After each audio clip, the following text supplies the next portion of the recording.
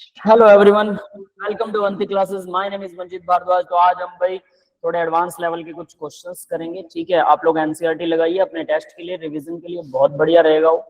उसमें सारे question cover हो जाएंगे। लेकिन हमारे पास एक सेशन मिला, हमें क्लास मिली है जिसके अंदर हम थोड़े बहुत एडवांस के क्वेश्चन कर सकते हैं। तो हमने डी एंड एफ ब्लॉक के क्वेश्चंस नहीं किए थे एडवांस वाले, है ना। अगर आप एनसीईआरटी कर चुके हैं तो एडवांस लेवल वाले आपको आसान लगेंगे। और डेफिनेटली ये सारे थ्योरेटिकल लेसन है तो इसमें आसान ही होते हैं, छोटे छोटे कुछ रूल्स होते हैं, वरना रिएक्शंस है सीधी याद करनी पड़ती है। तो देखिए फर्स्ट क्वेश्चन हम करते हैं सबसे पहले। ये क्या कहता है, which of the following combination will produce hydrogen gas. Hydrogen कौन बनाएगा, कौन हाइड्रोजन गैस को प्रोड्यूस करेगा। तो देखिए पहला है iron metal, zinc metal, NO3। Sir zinc और NaOH। क्या बेटा? यस सर, सोडियम ऑक्साइड सी होगा। ठीक है, आंसर्स नीचे दिए हुए हैं, रुक जाइए कोई बात नहीं। सॉल्यूशन इज सी, यहाँ पर लिखा भी हुआ है ना। लेकिन हमें इन चीजों को थोड़ा सर एक बार इसका एक्सप्लेनेशन दे दीजिए करनी होगी कि कैसे और क्यों। ठीक है, उसके हिसाब से हम चलेंगे। जैसे देखिए यहाँ पर क्या दे रखा है इन्होंने, पहला है iron with concentrated HNO3। HNO3 और आयरन, भाई सभी मेटल्स एसिड के साथ में हाइड्रोजन लिबरेट करती है, तो ये क्यों नहीं कर रहा। Copper with HNO3, zinc with NaOH, base के साथ में तो मेटल नहीं करती है ना। फिर उसके बाद gold with NaCN in the presence of air solution, यानी ऑक्सीजन की प्रेजेंस के अंदर। तो इनमें से कोई भी नहीं कर रहा है, सिर्फ जिंक कर रही है। अब इसका रीजन कोई बता सकता है? मेटल सर क्योंकि जिंक जो है ना उसका ऑक्सीडेशन पोटेंशियल पॉजिटिव होता है और हाइड्रोजन का 0 होता है, तो सर वो उसका ऑक्सीडेशन पोटेंशियल ज्यादा तो ज्यादा जल्दी ऑक्सीडाइज होगा ना, वो हाइड्रोजन को रिप्लेस कर देगा H+ से। ठीक है, मान लिया। लेकिन उसके अलावा आयरन मेटल विद कंसंट्रेटेड शायद बाकी सब में HNO3 कुछ और बना रहा हो। सर जैसे कि कॉपर है सर, उसका रिडक्शन ऑक्सीडेशन पोटेंशियल नेगेटिव होता है तो वो नहीं कर पाएगा। और सर आयरन का मेरे को आइडिया नहीं है, लेकिन उसका भी आई थिंक नेगेटिव ही होता है। हाँ, क्योंकि HNO3 ऑक्सीडाइजिंग एजेंट है ना, दैट इज व्हाई। Yes, तो sir. इस तरह से वो हाइड्रोजन लिबरेट नहीं कर पाएगा। इसका वो रीजन हो सकता है, डेफिनेटली इलेक्ट्रोकेमिस्ट्री से लिंक रखता है। देखो क्वेश्चन इलेक्ट्रोकेमिस्ट्री से लिंक रख रहा है, लेकिन एक्चुअल में क्या कहानी आ रही है, ये आ किसमें रहा है, डी एंड एफ ब्लॉक के अंदर, क्योंकि मेटल्स इसके डी एंड एफ ब्लॉक वाले ही है।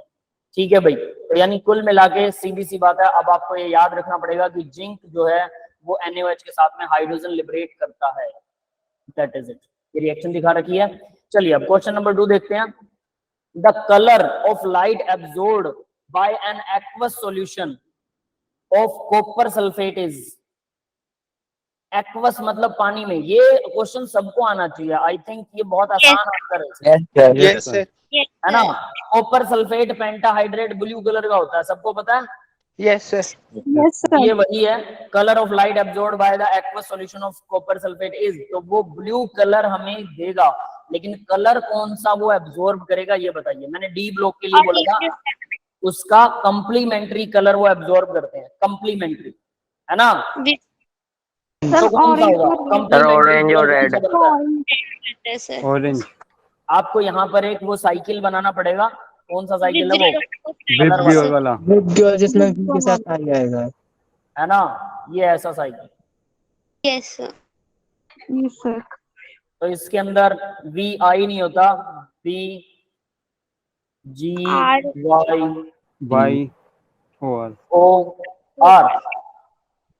है ना, विबग्योर। अब देखिए क्या होता है, हमें पता है ये कौन सा कलर दिखाता है, ब्लू कलर। तो Yes, orange sir. Colour, orange होना चाहिए। ब्लू के अपोजिट कंप्लीमेंट्री कलर, मतलब अगर ऑरेंज एब्जॉर्ब करता है तो ब्लू दिखाई देगा। तो ऑरेंज यानी कि कलर वो एब्जॉर्ब कर रहा है। ऑरेंज रेड, हल्का हल्का से इसने बोला orange red, that is a will be the answer. समझ में आ रहा है सबको? Yes, Yes, sir. Yes sir, क्योंकि copper sulphate CuSO4.5 water, aqueous इसने बोला है तो 5 वाटर अपने आप हो गया इसके अंदर। कॉपर सल्फेट पेंटाहाइड्रेट, इसको ब्लू विट्रियोल भी बोलते हैं। ब्लू विट्रियोल क्या होता है हिंदी में, क्या बोलते हैं इसको? ब्लू विट्रियोल को नीला सर नीला थोथा। है ना, बिल्कुल। तो कॉपर सल्फेट पेंटाहाइड्रेट जो है वो नीला थोथा होता है, ब्लू विट्रियोल होता है। तो एक्वस कॉपर सल्फेट क्या होगा, डेफिनेटली ब्लू कलर दिखाएगा। तो इसका कंप्लीमेंट्री कलर ये एब्जॉर्ब करेगा, ब्लू का कंप्लीमेंट्री बनता orange, orange red, that similar to that. ठीक है, तो भाई ये भी अगर आप देखें ध्यान से, ये क्वेश्चन क्रैमिंग बेस पर है, याददाश्त की बात बेस पर है, बट हाँ 9th 10th में भी ये पढ़ाया जाता है। तो उस हिसाब से इसका आंसर याद करना आसान है, बट हल्की सी इन्होंने ट्रिक यूज करी है, और वो क्या है, देखो यहाँ पे ब्लू ग्रीन भी दे रखा है, तो जनरली बच्चे पता है उनको भी कॉपर सल्फेट का ब्लू कलर होता है, तो वो ब्लू के ऊपर मार्क लगा के आ सकते हैं, लेकिन वो कंप्लीमेंट्री यूज करता है, बस यही ट्रिक है। This is the light complementary result of the coloured absorb, तो ये कंप्लीमेंट्री था, डी ब्लॉक के लिए कंप्लीमेंट्री है, लेकिन एस ब्लॉक के लिए क्या होता है पता है, जो एब्जॉर्ब करते हैं वही दिखाई देता है एस के लिए, ये याद रखिएगा है ना। ठीक है, अब नेक्स्ट देखते हैं, नेक्स्ट देखिए जरा, an acidified solution of potassium chromate was layered with an equal volume of amyl alcohol. Potassium chromate जो एसिडिफाइड पोटेशियम क्रोमेट है, K2Cr2O7 ठीक है, ऑक्सीडाइजिंग एजेंट है sir. Oxidising equal volume of alcohol, amyl alcohol के साथ में इसको reaction करवा दी गई है। When it was shaken after the addition of 1 ml of 3% H2O2, hydrogen peroxide मिलाया 3% वाला 1 ml, blue alcohol layer was obtain, blue colour की अल्कोहल की लेयर ऑब्टेन होती है। The blue colour is due to the formation of chromium 6 compound, तो chromium 6 compound बनता है X। What is the number of oxygen atom bonded to the chromium through only single bond in the molecule X, तो X क्या बनेगा, अगर इसका structure पता है तो आपको पता लग जाए, और ये क्रोमियम पेंटॉक्साइड होता है। यस ठीक है, क्रोमियम पेंटॉक्साइड का स्ट्रक्चर पता है किसी को, सबको सर पता है, butterfly structure. Yes sir. Butterfly, yes, butterfly structure होता है। इसके अंदर ऑक्सीजन ऑक्सीजन के सिंगल बॉन्ड कितने होते हैं क्रोमियम के साथ, सर 4। 4 होते हैं। है ना? Yes sir. तो वो 4 कौन कौन से कैसे होते हैं, चलिए उसका स्ट्रक्चर देखते हैं। तो यहाँ से अब आपको वो बनता कैसे है, पोटेशियम क्रोमेट लैब में बहुत आसानी से मिल जाता है। एसिडिफाइड पोटेशियम क्रोमेट, ध्यान दे लेना इस बात पे। एमाइल अल्कोहल ये भी मिल जाता है लैब में, इक्वल वॉल्यूम के साथ इसको मिक्स आउट किया, देन शेकन आफ्टर, उसके बाद एडिशन किया H2O2, ये भी लैब में बहुत आसानी से मिल जाता है। ब्लू कलर्ड लेयर ऑब्टेन होती है, और due to the formation of chromium, तो ब्लू कलर का होता है। और एक चीज कमाल की बात है, ये बटरफ्लाई स्ट्रक्चर वाला जो कंपाउंड है वो बहुत पॉइजनस इन नेचर होता है, याद रख लेना। ठीक है, तो अब आप ये रिएक्शन याद रख लीजिए, यहाँ पर इस क्वेश्चन को करवाने का मतलब होता है रिएक्शन याद कर लीजिए। ठीक है, दीपक बोल रहा वाइवा का क्वेश्चन था, ये वाइवा में पूछा था क्या किसी ने? सर वो ब्लू विट्रियोल वाला पूछते हैं जनरली वाइवा में। Blue vitriol, okay okay. ये रहा भाई क्रोमियम पेंटॉक्साइड, इसमें क्रोमियम के 4 बॉन्ड है, 1 2 3 4, ऑक्सीजन के साथ 4 बॉन्ड है, ये ध्यान रखना, उसने यही पूछा था। Oxygen atom bonded with 4 single bonds. आगे बढ़ते हैं, क्वेश्चन नंबर 4। इन न्यूट्रल और फेंटली एल्कलाइन सॉल्यूशन, ठीक है, न्यूट्रल है या बहुत कम एल्कलाइन सॉल्यूशन है, 8 मोल ऑफ पर मैग्नेट एनायन। अब यहां ध्यान दे लेना, न्यूट्रल या हल्का सा क्या है, ये बेसिक है ना। 8 मोल KMnO4 के यूज किए पर मैग्नेट आयन के potassium permanganate, quantitatively oxidise thiosulphate anion to produce X mole. अब वो थायोसल्फेट को X mole of sulphur containing product उसने बनाया, SO4 बनाता है वो सल्फर कंटेनिंग प्रोडक्ट, और कुछ नहीं है। The magnitude of X is, तो X का मैग्नीट्यूड कितना होगा, मतलब बैलेंस इक्वेशन लिखनी है 8 MnO4, यहाँ पर ये जो 4 नीचे लिखा हुआ है वो एक्चुअल में यहाँ है MnO4 नेगेटिव, S2O3, तो ये S2O3 के साथ थायोसल्फेट है। ठीक है, एनायन के साथ में रिएक्शन करवाई इसकी, और 2 वाटर नहीं है, H2O एक और वाटर का एक मॉलिक्यूल है, बैलेंस करेंगे 8 MnO2 बनेगा। ठीक है, प्लस 6 SO4 2 नेगेटिव बनेगा, 6 SO4 2 negative plus 2 OH ion बनेंगे। That is the reaction. Reaction पता होनी चाहिए और उसको बैलेंस करना आना चाहिए। मीनिंग क्या है, अब यहां से याद रखना, एडवांस लेवल का क्वेश्चन है, तो डेफिनेटली वो लोग क्या चाहते हैं आपसे, पहली बात वो ये चाहते हैं कि आपको रिएक्शन याद हो, दूसरी बात आपको बैलेंस करनी भी आती है। ये दोनों चीजें अगर हमें आती हैं तो डेफिनेटली हम फिर आसानी से इसको आंसर को निकाल सकते हैं। यानी कि सीधा सीधा रिएक्शन याद होना क्रैमिंग बेस पर है। हाँ, बैलेंसिंग कहाँ काम आती है, जनरली बच्चे पूछते हैं ना, +1 के अंदर था आपका ऑक्सीडेशन रिडक्शन वाले लेसन के अंदर बैलेंसिंग ऑफ आयनिक रिएक्शन, किया था सभी ने? यस सर, किया था। उसकी Yes, प्रैक्टिस sir. यहाँ काम आएगी। अगर उसकी प्रैक्टिस नहीं है, भूल चुके हो, तो इस एक क्वेश्चन को करने के लिए आपको आधा घंटा लगाना चाहिए कम से कम। आधा घंटा या 1 घंटा भी लग रहा है, कोई दिक्कत नहीं है। क्यों? क्योंकि 1 घंटे में आप कम से कम 2-3 रिएक्शनों को बैलेंस करके और उसके रूल्स को फिर से याद कर लोगे 1 घंटे में। यानी ये क्वेश्चन 1 घंटे का है सही मायने में। अगर इस क्वेश्चन को याद करना है तो, समझना है तो 1 आवर का। समझ रहे हो मेरी बात? ऐसे प्रैक्टिस होती है। और हम क्या करते हैं, उससे बहुत दूर है। हमने बस क्वेश्चन देखा, करा और खत्म कर दिया कि ठीक है बैलेंसिंग है इसमें, ठीक है ये इसमें कर लेंगे हम, बात खत्म। तो ये चीज याद रखनी है कि क्वेश्चन होता कैसे है। अब देखो, therefore 8 mole of permanganate ion give the 6 mole of sulphur containing product. 8 मोल चाहिए, दिस इज द आंसर। ठीक है, नहीं 8 मोल तो सल्फर कंटेनिंग आयन था, sorry 6 is the answer. 6 produce करेगा, 6 मोल्स। ठीक है, तो यहाँ पर 6 मोल्स। MOL जो होता है वो प्लूरल होता है और MOLE जो होता है वो सिंगुलर होता है। ठीक है, यानी कि MOL के पीछे S नहीं लगता, ये याद रख लेना, सिर्फ मोल लिख सकते हैं।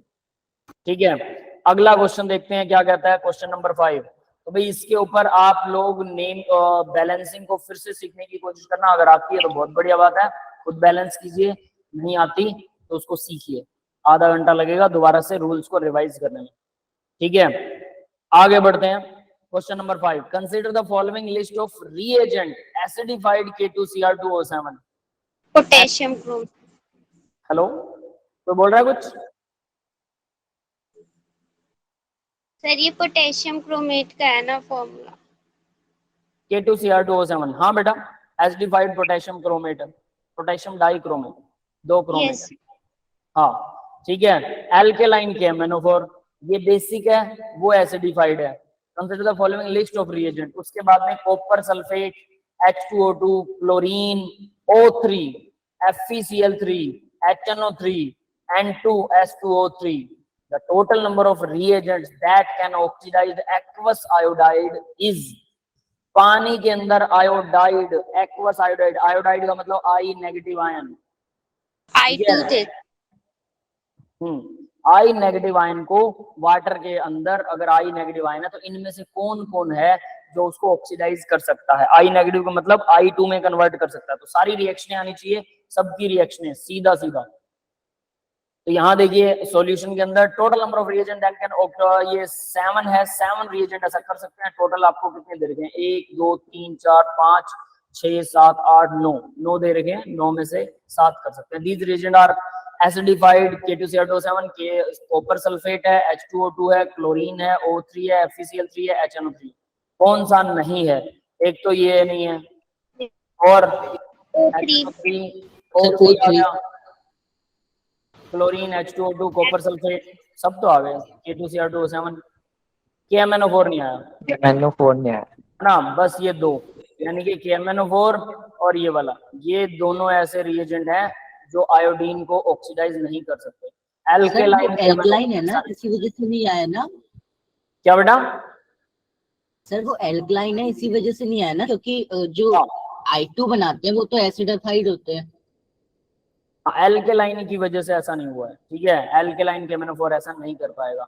तो देखिए इनकी रिएक्शंस दे रखी है, no reaction between the aqueous iodine and this, इसके बीच में नहीं है। उसके अलावा रिएक्शन सारी दिखा रखी है इन्होंने।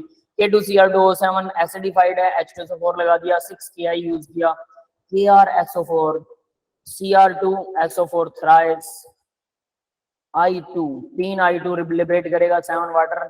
उसके बाद में नेक्स्ट ये भाई अगली रिएक्शन यहाँ से शुरू होती है। कॉपर सल्फेट प्लस 4Ki क्या बनेगा? Cu2I2 I2 प्लस K2SO4, ये भी लिबरेट कर रहा है। नेक्स्ट रिएक्शन H2O2, Ki के साथ में KOH, I2, CpO2 plus Ki। ये CpO2 प्लस Ki कहाँ से आ गया? सर वो तो नहीं, ये क्या आएगा? सर Cp2 तो नहीं हुआ सर। नहीं, ये Cl है, Cp नहीं है, क्लोरीन, फास्फोरस Cl2। ठीक है, chlorine plus Ki।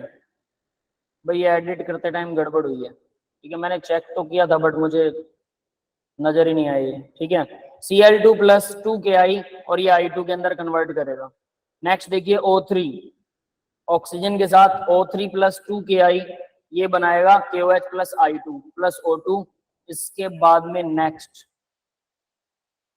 FeCl3 Ki के साथ, खत्म, इसकी रिएक्शन नहीं है।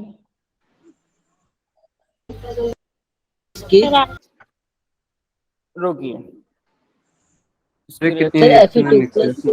Fe3 क्या कह रहे हो? 2 प्लस कर देंगे सर। क्या कह रहे हो बेटा? ये कितनी रिएक्शन है मिक्सर्स में? सर शायद Fe2 प्लस को 3 प्लस कर देता है एस्टिफाइड में। Fe2 चलो कोई दिक्कत नहीं, FeCl2 और I2 और KCl देगा वो। FeCl2 I2 और KCl, FeCl2 I2 plus KCl। इसके अलावा कोई रिएक्शन और भी रहेगी क्या? और कौन कौन सा रहेगा भाई? पानी बनेगा सर, पानी वाला तो हो गया। KMnO4 तो I2 लिबरेट नहीं करता, बट KMnO4 जो है Ki3 बनाता है। KMnO4 Ki3 बनाता है, ठीक है, KiO3 sorry, KiO3, that is it. Yes, समझ में आ गया भाई सबको? ये रिएक्शन आप याद Yes, करें। Yes, 2Fe है ना? क्या बेटा? सर 2Fe होगा ना? 2Fe 2Fe नहीं होगा, FeCl2 Fe, हाँ 2FeCl2, 2FeCl2 बनेगा वो, 2FeCl2। रुको सही कर देता हूँ उसको, 2FeCl2। अगर बैलेंस करेंगे तो ये रिएक्शन आएगी 2FeCl2 यस मैम, I2 और 2KCl, KCl भी 2 यही आएगा, कह रहा था मैं। Yes sir. ठीक है, दैट्स इट। तो ये इस तरह से ये बैलेंस हो जाएगी। चलिए अभी अब नेक्स्ट क्वेश्चन करते हैं, question number 6। Fusion of MnO2 along with the KOH। MnO2 manganese oxide है, KOH के साथ में फ्यूज करते हैं इसको, and oxygen O2 form X।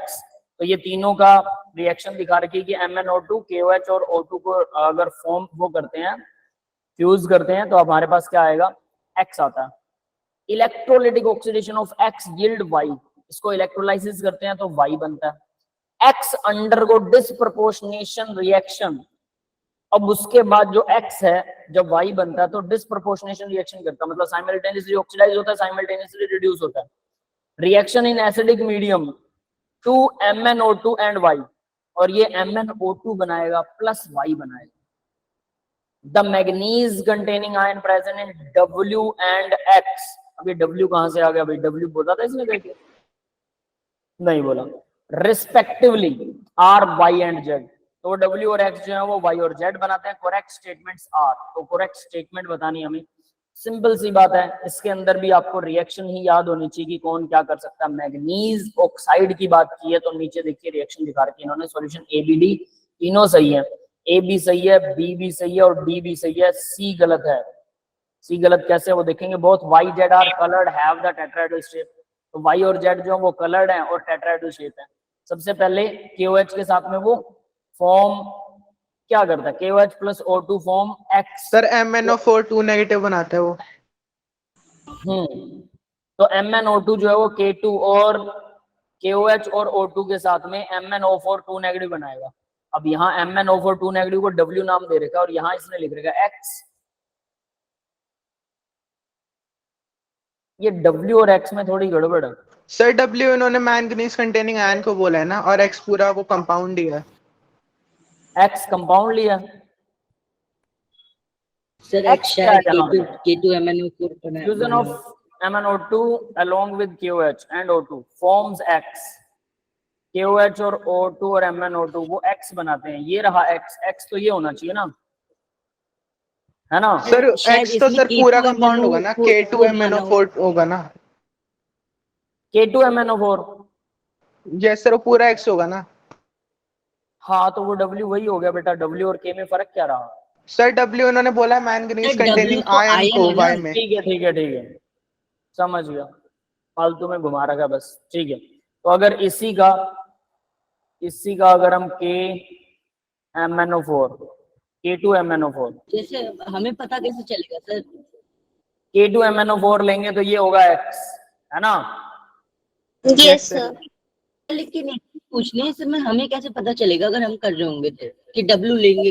Reaction लिखो तो सर जैसे हमें कैसे पता चलेगा W होगा क्या, जब यहाँ पे W दे ही नहीं रखा कि कहाँ पे क्या बनेगा? बेटा यही तो चीज है, मैं बताता हूँ, पहले सुनिए जरा। रिएक्शन का आंसर देखिए, उसके बाद में आपको क्वेश्चन की समझ में आएगी कि क्वेश्चन क्या पूछ रहा है। रिएक्शन अगर लर्न हो तो ये अंदाजा लगता है कि ये क्या होना चाहिए, कैसे होना चाहिए, और उसी अंदाजे के बेस पर फिर हम गैस लगाते हैं कि हाँ ये यही हो सकता है। ठीक है, तो उसको देखते हैं, पहले आंसर देखिए सबसे पहले। तो देखो भाई क्या था कि MnO2 था, ठीक है। MnO2 जो है वो KOH और O2 के साथ में MnO2 2 नेगेटिव बनाएगा, MnO2 2 नेगेटिव, ये हमारा बन गया W। X था K2MnO4। उसके बाद में इसने क्या कहा था, तो हमारे पास X आ गया। X अंडरगो डिस्प्रोपोर्शनेशन रिएक्शन, ये डिस्प्रोपोर्शनेशन रिएक्शन करेगा एसिडिक मीडियम में, MnO2 और Y बनाएगा। यानी ये X जो है ये रहा MnO2 MnO4 negative, yes sir. X हमारा KMnO4 नहीं है क्या? सर X तो KMnO4 ही तो है सर, टोटल रिएक्शन K2MnO4 बन रहा है बेटा यहाँ तो। ये यस सर, इन्होंने कुछ गलत लिख रखा है। कुछ गलत है भाई इसमें, तभी तो मैं कह रहा हूँ कि ये गड़बड़ है। X और W में गड़बड़ कर रखी है। चलो कोई बात नहीं, इसको हम Z थोड़ा भी नहीं दे रब करते हैं, Z भी क्वेश्चन नहीं को दे correct रहा करते हैं। सुनिए, हमारे पास X होना चाहिए ये KMnO4, ये है हमारा X, ठीक है। तो ये बोल रहा है कि फॉर्म X, ये X बनाते हैं फ्यूजन, तो वो X एक्चुअल में या तो ये होना चाहिए X, इसको X कहें तो ये W होना चाहिए। फिर सब उलट पुलट है क्वेश्चन में ना, रुको देखते हैं। सर बस W और Z उलट कर दिए, पूरा क्वेश्चन आ जाएगा। W और X में गड़बड़ कर रखी इन्होंने। मान लीजिए इसको X बनाते हैं, ये X होना ही चाहिए भाई, ठीक है, this must be sir X। X तो अंडरगो डिस्प्रोपोर्शन रिएक्शन जा रहा है ना, और यहाँ पे तो डिस्प्रोपोर्शन रिएक्शन है इसके ही बाद नहीं। कह रहा है electrolytic oxidation of X yield Y, X से Y बन रहा है तो ये Y बनना चाहिए, जिसको Z बना रखा है इन्होंने। सर वेरिएबल गलत असाइन कर रखे हैं इन्होंने। X अंडरगो डिस्प्रोपोर्शनेशन रिएक्शन, अब Y अंडरगो डिस्प्रोपोर्शनेशन रिएक्शन, ये होना चाहिए। यहां पर क्वेश्चन में करेक्शन होगा Y। ये समझ में आया? हाँ यस सर। अभी ठीक हो रहा है ना? तो Y क्या करेगा, डिस्प्रोपोर्शनेशन रिएक्शन करेगा, तो ये Y हो गया, Y डिस्प्रोपोर्शनेशन रिएक्शन कर रहा है, ठीक है। और disproportionation reaction in acidic medium to MnO2 and Y, तो MnO2 और Y देगा, Y देगा वो Z देगा, यहां पर आएगा Z, जो उन्होंने पहले लिख रखा था। और माइनस ही तो Y है ना हमारा। तो ये Z जो MnO2 और Z, मतलब फिर से Y। अच्छा ये तो सही है फिर, है ना, ये सही है, ये फिर से Y आ जाएगा। MnO4 नेगेटिव, MnO4 नेगेटिव दे रहा है, यानी फिर से Y आ रहा है। यस, क्लियर है सबको? Yes sir. Yes sir. मतलब वो MnO2 और Y देगा। The manganese containing ion present in W, manganese containing ion present in W, manganese and X respectively are Y and Z। तो Y और Z है manganese containing ion. अब इसका देखो क्या हो सकता है, correct statement are manganese containing ion present in W and, अब W तो कहीं आया ही नहीं है ना। तेरे पता नहीं क्या ही कर रखा है इन लोगों ने। सर ट्रिकी क्वेश्चन बना दिया काफी। देखो मेरी बात सुनिए, ऐसा भी होता है जब इस जगलिंग को सॉल्व करते हैं ना हम, ऐसे क्वेश्चंस की जगलिंग कहीं ना कहीं मिसिंग हो रहा है कुछ क्वेश्चन, ठीक है। चलो मैं देखता हूँ इसकी मेन शीट में क्या था गड़बड़, अगर शायद वहां से कुछ समझ में आए मुझे, ठीक है। X Y Y Z, नहीं मेन शीट में भी कुछ ऐसा ही नजर आ रहा है, पता नहीं, मैंने 2-3 बार एडिट कर दिया सर एक बार एनसीईआरटी सॉल्यूशन में देख लीजिए इस रिएक्शन को। एनसीईआरटी में, एनसीईआरटी क्या में देखो? ये रिएक्शन दी हो तो सर, ये रिएक्शन दी हो एल्कलाइन मीडियम के संग के MnO2 की, MnO2 की रिएक्शन एल्कलाइन मीडियम में एनसीईआरटी में। सर छोड़ो सर कोई उसमें बात नहीं। ए ऑप्शन में कह रहा है वाई एंड जेड टेट्राहेड्रल है, तो सर यहाँ पे दोनों वाई थोड़ी ना होंगे, एक जेड होगा और एक वाई होगा, अगर ऑप्शन से अगर हम मैच करें तो सर। हाँ अगर वाई और जेड मतलब इसको हम जेड मान लें, पर इसको कैसे किसको जेड कहें? अगर इसको जेड कह रहा हूं तो ये भी तो जेड है। देखते हैं चलो, कोई बात नहीं, इसका रिएक्शन कंट्रोल ढूंढते कीजिए हैं। वाली नो वरी कहाँ अबाउट लिखी दिस। है? नेक्स्ट क्वेश्चन, नेक्स्ट ऑप्शन देखिए, in aqueous acidic solution Y undergo disproportionation, Y disproportionation में जाता है एक्वस एसिडिक सॉल्यूशन में to give Z and MnO2, Z और MnO2 मतलब सर MnO2 जेड है। इसको सर जेड कहते हैं। MnO4 ही ZE है। सर सर एक ही चीज के दो सर एक नाम बार दे आप रखे हैं ऊपर सर। करना, मेरे पास बुक में क्वेश्चन है। कहां पर है? मेरे पास सर एक बुक है, उसमें आपके पास क्वेश्चन है ये वाला, एक बार आप आवाज कम ऊपर आ रही है, कर दो। दोबारा ध्यान से और सही तरीके से बोलो।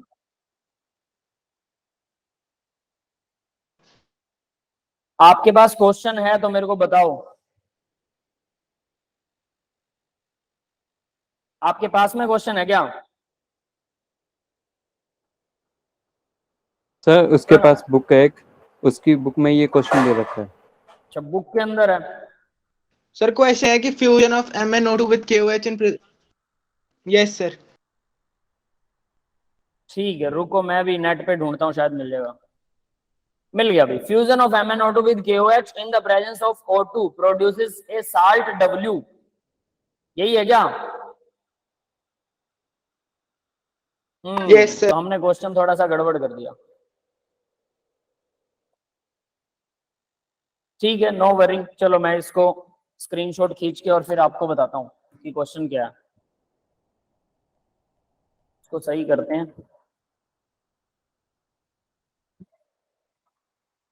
क्वेश्चन में गड़बड़ आ गई और कुछ नहीं है।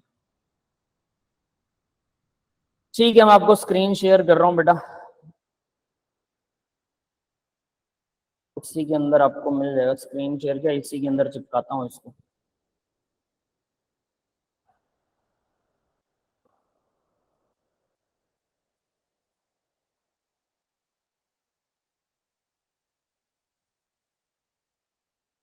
ये है भाई क्वेश्चन,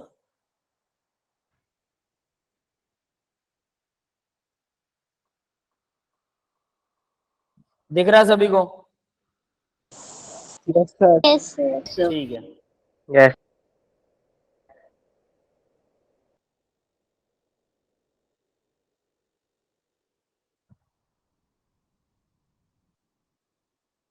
तो थोड़ा सा बड़ा कर देते हैं, बेटर नजर आएगा। ठीक है दैट इज द क्वेश्चन। अब देखिए जरा क्वेश्चन क्या कह रहा है, और अब हम इसको आसानी से सॉल्व भी कर पाएंगे। ऐसे क्वेश्चंस अगर खुद मत्था मारते हैं थोड़ा बहुत तो हमें और बेटर आइडिया मिलता है कि हम कर क्या रहे हैं और कैसे कर रहे हैं, है ना।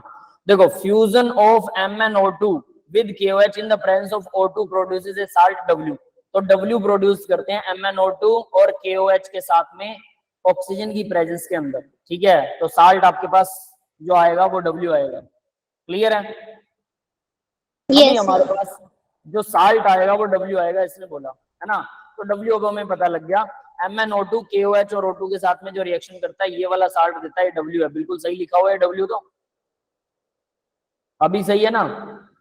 यस सर अब सही है। अब इसके बाद में देखिए क्या कह रहा है वो, एल्केलाइन सॉल्यूशन ऑफ W, ये इसको अगर बेस के साथ रिएक्शन करवाते हैं upon electrolytic oxidation yield X, तो ये X प्रोड्यूस करता है। तो इसने X दिया, यहाँ पर इसको Z लिख रखा है इन्होंने, है ना। वो भी देखते हैं क्या कहता है। वो X देगा साल्ट X, तो वो X का साल्ट देगा, मतलब Z ही X है एक्चुअल में। The manganese containing ion present in W and X, W में और X में जो मैग्नीज कंटेनिंग आयन है respectively are Y and Z, तो वो Y और Z है। अब ये बताइए भाई ये क्या है?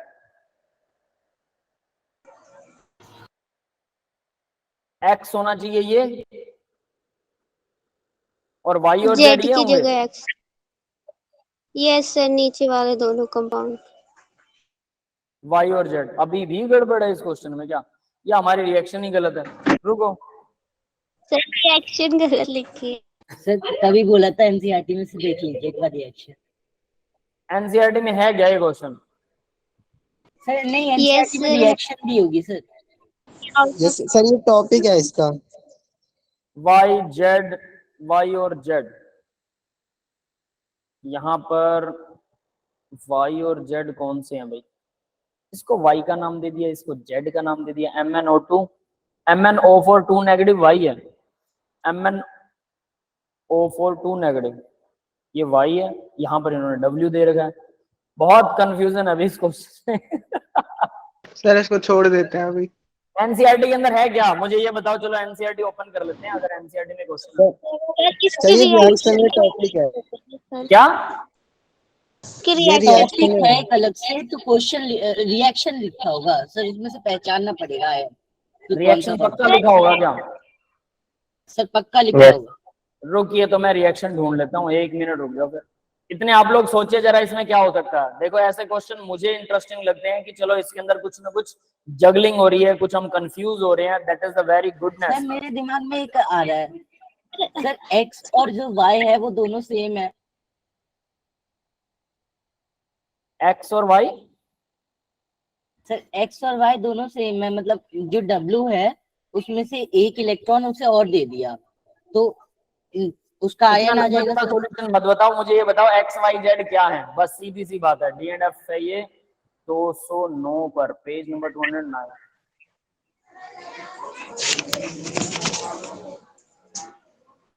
सर मैंने रिएक्शन तो लिखी है। लिख ली? Yes sir. कहाँ पर ये एनसीईआरटी में कहाँ से गिवन है, ये पता है किसी को? किसी ने देखा है सर इसको? Page number 106। 106 D and F block element है वो। सर नई वाली बुक में। नई वाली एनसीईआरटी के हिसाब से। नहीं सर मैंने एनसीईआरटी के साथ। अरे सर मैंने आपको मेरे एक क्वेश्चन व्हाट्सएप किया, एक बार वो देख लो, सेम क्वेश्चन है। क्वेश्चन सही में व्हाट्सएप जो किया है? यस रुको सर, बेटा। ग्रुप पे किया है। ग्रुप पर किया है, 1 मिनट में देखता हूँ। मैं एनसीईआरटी ओपन खोल के बैठा हूँ, लेकिन मेरे पास पुराने वाली एनसीईआरटी नई नहीं है। इसका पेज नंबर तो पता नहीं। एल्कलाइन मीडियम में MnO4 होगा सर या फिर डीएनएफ ब्लॉक के आगे के सर साइज कंपैरिजन के बाद है रिएक्शंस। ये एडवांस 2019 में था। Produces salt W alkaline solution, W electrolytic yield the another salt X, the manganese containing ion present in W and X। जो हमने जो क्वेश्चन मैंने जो स्निप शॉट करके लिया वो क्वेश्चन ये बताइए वो सही है कि गलत है? आप वाले से मैच करता है? प्रणव यस सर कर रहा है। कर रहा है, फिर फायदा क्या भेजने का? अगर क्वेश्चन वही है तो फिर आंसर में हमारी रिएक्शन गलत है, उसके अंदर एक्स वाई जब डब्ल्यू जो दे रखे हैं वो कुछ ना कुछ गड़बड़ है। आप लोग दे रखा होगा ना। मुझे कोई टॉपिक बताएगा किस टॉपिक के बाद में आता है ये क्वेश्चन? सर डी ब्लॉक के बाद। वाले में 232 है page number. Important compounds of transition elements. क्या क्या क्या? सर इस टॉपिक का नाम है हमारे एनसीईआरटी में some important compounds of transition element. Okay okay, transition element. Sir old NCERT में इसका पेज नंबर 225 है। Old NCERT page number 225। Sir मिल गया, इसमें ये दे रखा है MnO2 fuse with KOH oxide with air और KNO3। MnO2 minus manganate ion जो MnO माइनस इलेक्ट्रोलाइट हो जाता है MnO5 में। मिल गया, चलो बहुत बढ़िया। फिर आगे भी इसकी रिएक्शन दे रखी सर। 1 मिनट रुक जाओ, मैं भी ढूंढ लेता हूँ। 225 पेज पर है। हाँ मिल गया भाई, 225 पर MnO2 KO2 के साथ। ठीक है, पूरी पोटेशियम के MnO4 को बनाते कैसे हैं, ये वो प्रेपरेशन वाली रिएक्शन है ना? ये इसमें सर इसमें 4 रहेगा प्लस 2 KOH से 2 K2 MnO4 प्लस वाटर और ऑक्सीजन रिलीज होता है। इसकी पूरी रिएक्शन सर यही है। ठीक है ठीक है ठीक है, चलो मैं इसका भी स्नैपशॉट लगा देता हूँ। सर रिएक्शन तो सही है नीचे। हमारे आंसर से मैच करना चाहिए, बस सीधी सी बात ये है। देखते हैं हम कितना के आगे पहुंचे हैं। यहाँ पर यहीं पे कर दूंगा इसको ऐड। कर दो सर।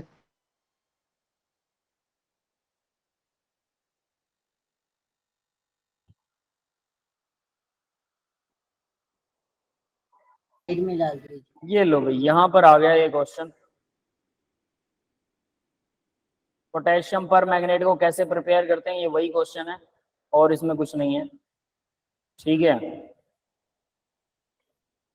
Preparation of KMnO4। चलिए देखते हैं अब इसको, इसके अंदर कौन सी रिएक्शन दे रही है और हमारे पास क्या रिएक्शन। अभी MnO2 जो है KOH के साथ में MnO4 बनाएगा, KMnO4 बन गया। ठीक है, उसने क्या बोला था, fusion of MnO2 with KOH in the presence of O2 produces salt W, तो वो W बनाता है। ठीक है, तो हमने यहाँ पर ये साल्ट बना दिया W, तो ये वाला हमारा जो साल्ट है वो W है, ये अभी W। क्लियर है? Yes sir. Yes sir. ठीक है, ये W होना चाहिए definitely. Alkaline solution of W upon electrolytic oxidation yield the another salt X। Alkaline solution of W electrolytic oxidation के साथ में, तो वो X देता है, yield the another salt X, तो वो X देगा। तो यहाँ पर इलेक्ट्रोलिटिक ऑक्सीडेशन कहाँ पर ही हुई है अभी सर वो नीचे पर मैंगनेट वाले में। पर मैग्नेट आयन, ये इलेक्ट्रोलिटिक है ना, यानी ठीक है, इससे ये MnO4 दे रहा है और ये बन गया X। ठीक है, yes sir. First reaction, second reaction. After that the manganese containing ions present in W and X, ये रहा X, ये X है ना कि क्रॉस है, और वो रहा W। X KMnO4 है, ये जो ना कि ions है, MnO4 माइनस। मैग्नीज क्या कह रहे हो? सर मैग्नीज वाला ये हो जाएगा KMnO4 होगा शायद, ना कि आयन सर, पर मैग्नेट आयन सर। वो तो वो होगा ना, Z होगा ना वो। कौन सा Z होगा? सर रुको, पर रुको। यहाँ पे एक मिनट मुझे देखने दो, एक मिनट रुक जाओ। ठीक है, अभी सारे सॉल्यूशन करते हैं।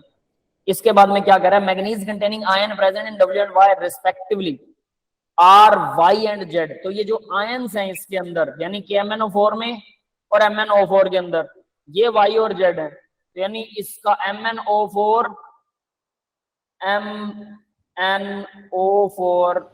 2 नेगेटिव जो है, ये है आपका Y। ये ठीक सर है, मैग्नीज।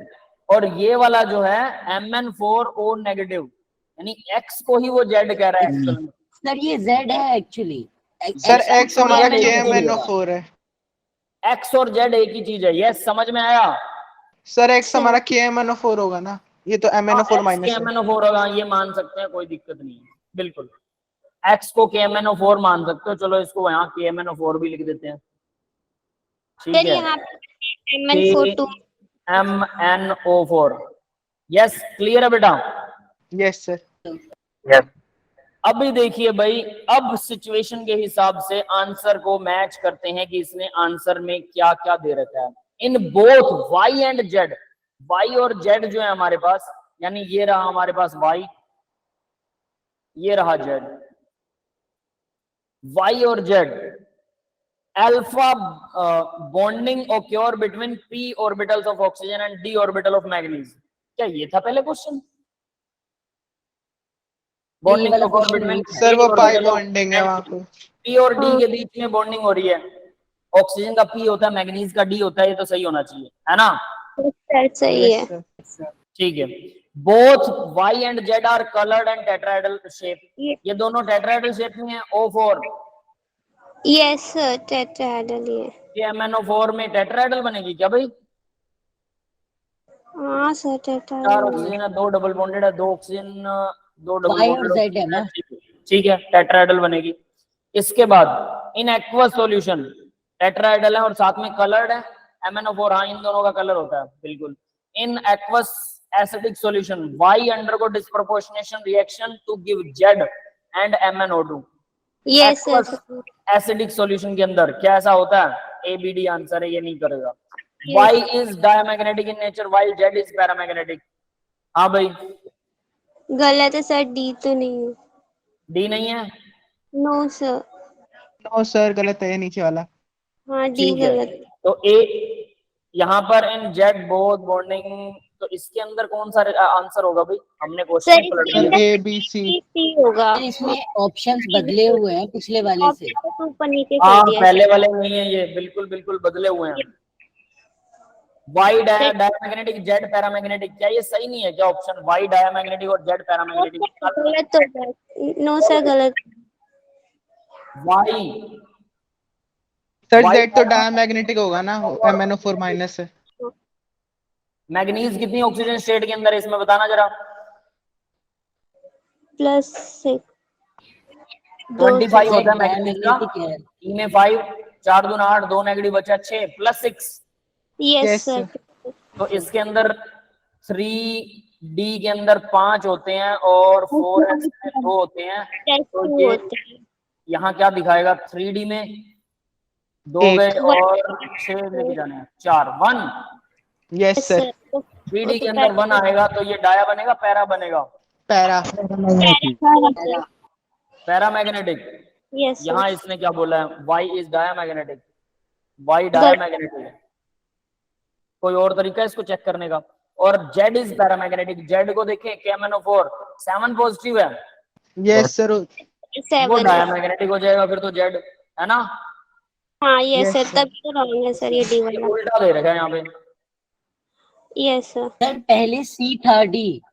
ठीक है, पहले वाले ये क्वेश्चन गलत होना चाहिए, कोई दिक्कत नहीं है, ठीक है। और ये सही है, यस सर। Yes, वो भी sir. सही है। सी वाला क्या है भाई? एसिडिक सॉल्यूशन के अंदर Y undergo disproportionation reaction to the Z and MnO2।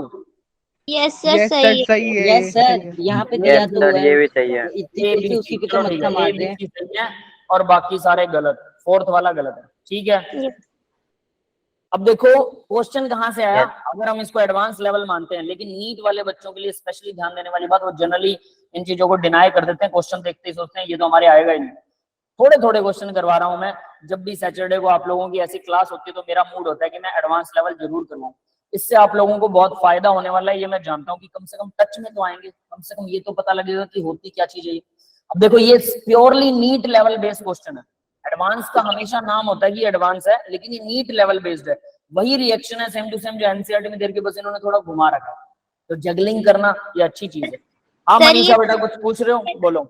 ये PY का क्वेश्चन है, बस इसमें जो 3 ऑप्शन दे रखा था उसमें बस ये वाला फर्स्ट ऑप्शन करेक्ट था, जैसे कि ए अल्फा और P बॉन्डिंग वाला है ना, यही ऑप्शन करेक्ट था। मैंने लगाए थे, PY के थे नीट के सर। नीट में था बिल्कुल, अब ये एडवांस में भी है। 2019 में एडवांस में है। प्रणव ने मेरे को जो फोटो भेजी है उसके अंदर भी एडवांस लिखा हुआ है।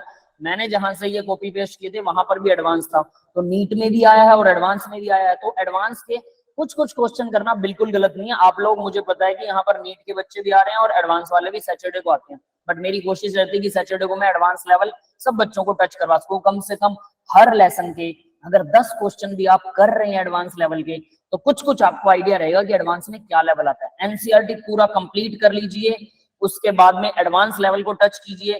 जो नीट वाले स्टूडेंट है वो डायरेक्ट नीट के क्वेश्चन उठाओ, और जो आईआईटी वाले हैं वो डायरेक्ट एडवांस लेवल को उठाओ। एनसीईआरटी सारा फिंगर टिप्स पे करने के बाद आप लोग कर सकते हैं, बस सॉल्यूशन चाहिए सिर्फ। क्लियर है भाई सबको? Yes Yes, sir. ठीक है, अब आगे देखते हैं। चलो क्वेश्चन नंबर 7, 6 वाले क्वेश्चन ने काफी घुमा दिया हमें, है ना। Question number 7, consider the following reaction unbalanced. ये अनबैलेंस्ड रिएक्शन दे रखी है आपको। जिंक कंसंट्रेटेड हॉट H2SO4 के साथ में GRX और जिंक प्लस। अब यहां तक तो ठीक है, अब इसके बाद ये दूसरी रिएक्शन है, ठीक है। जिंक प्लस कंसंट्रेटेड NaOH के साथ T और Q बनाता है। जिंक कंसंट्रेटेड NaOH के साथ यानी बेस के साथ TQ बना रहा है, और एसिड के साथ H2SO4 के साथ में G और R बना रहा है। अब आपको क्या बताना है, G प्लस, अगर G को H2S और NH4OH के साथ रिएक्शन करवाते हैं तो क्या बनता है, Z ए प्रेसिपिटेट, Z बनता है, प्लस X और Y बनते हैं। Choose the correct option. Correct option बताना है। Z dirty white in colour, ये खराब है, व्हाइट कलर का है। Bond order of Q is 1 in its ground state, Q का बॉन्ड ऑर्डर 1 है। R is in V-shaped molecule. The oxidation state of zinc in T is +1. Solution A, B, C. ये सही है, यहां पर ये सॉल्यूशन दे रखा है। यानी डी वाला गलत है। तो जिंक जो है वो डर्टी इन वाइट, जिंक क्या होता है भाई? Zn, ऑब्वियस सर बात है, डस्ट होता है। White colour. सर वो व्हाइट होता है। डी ब्लॉक एलिमेंट जितने भी है ना, डी और एफ ब्लॉक एलिमेंट, लगभग सभी सिल्वरी व्हाइट कलर के होते हैं, लगभग सभी, गोल्ड को छोड़ के, एक दो और मेटल्स को छोड़ के, बाकी सभी सिल्वरी व्हाइट कलर की मेटल्स होती हैं, सभी की सभी, सभी में लश्चर होती है, ये ध्यान रख लेना, ठीक है। तो यहाँ पर जिंक आ रहा है, सीधी सी बात है। तो जिंक क्या हो गया?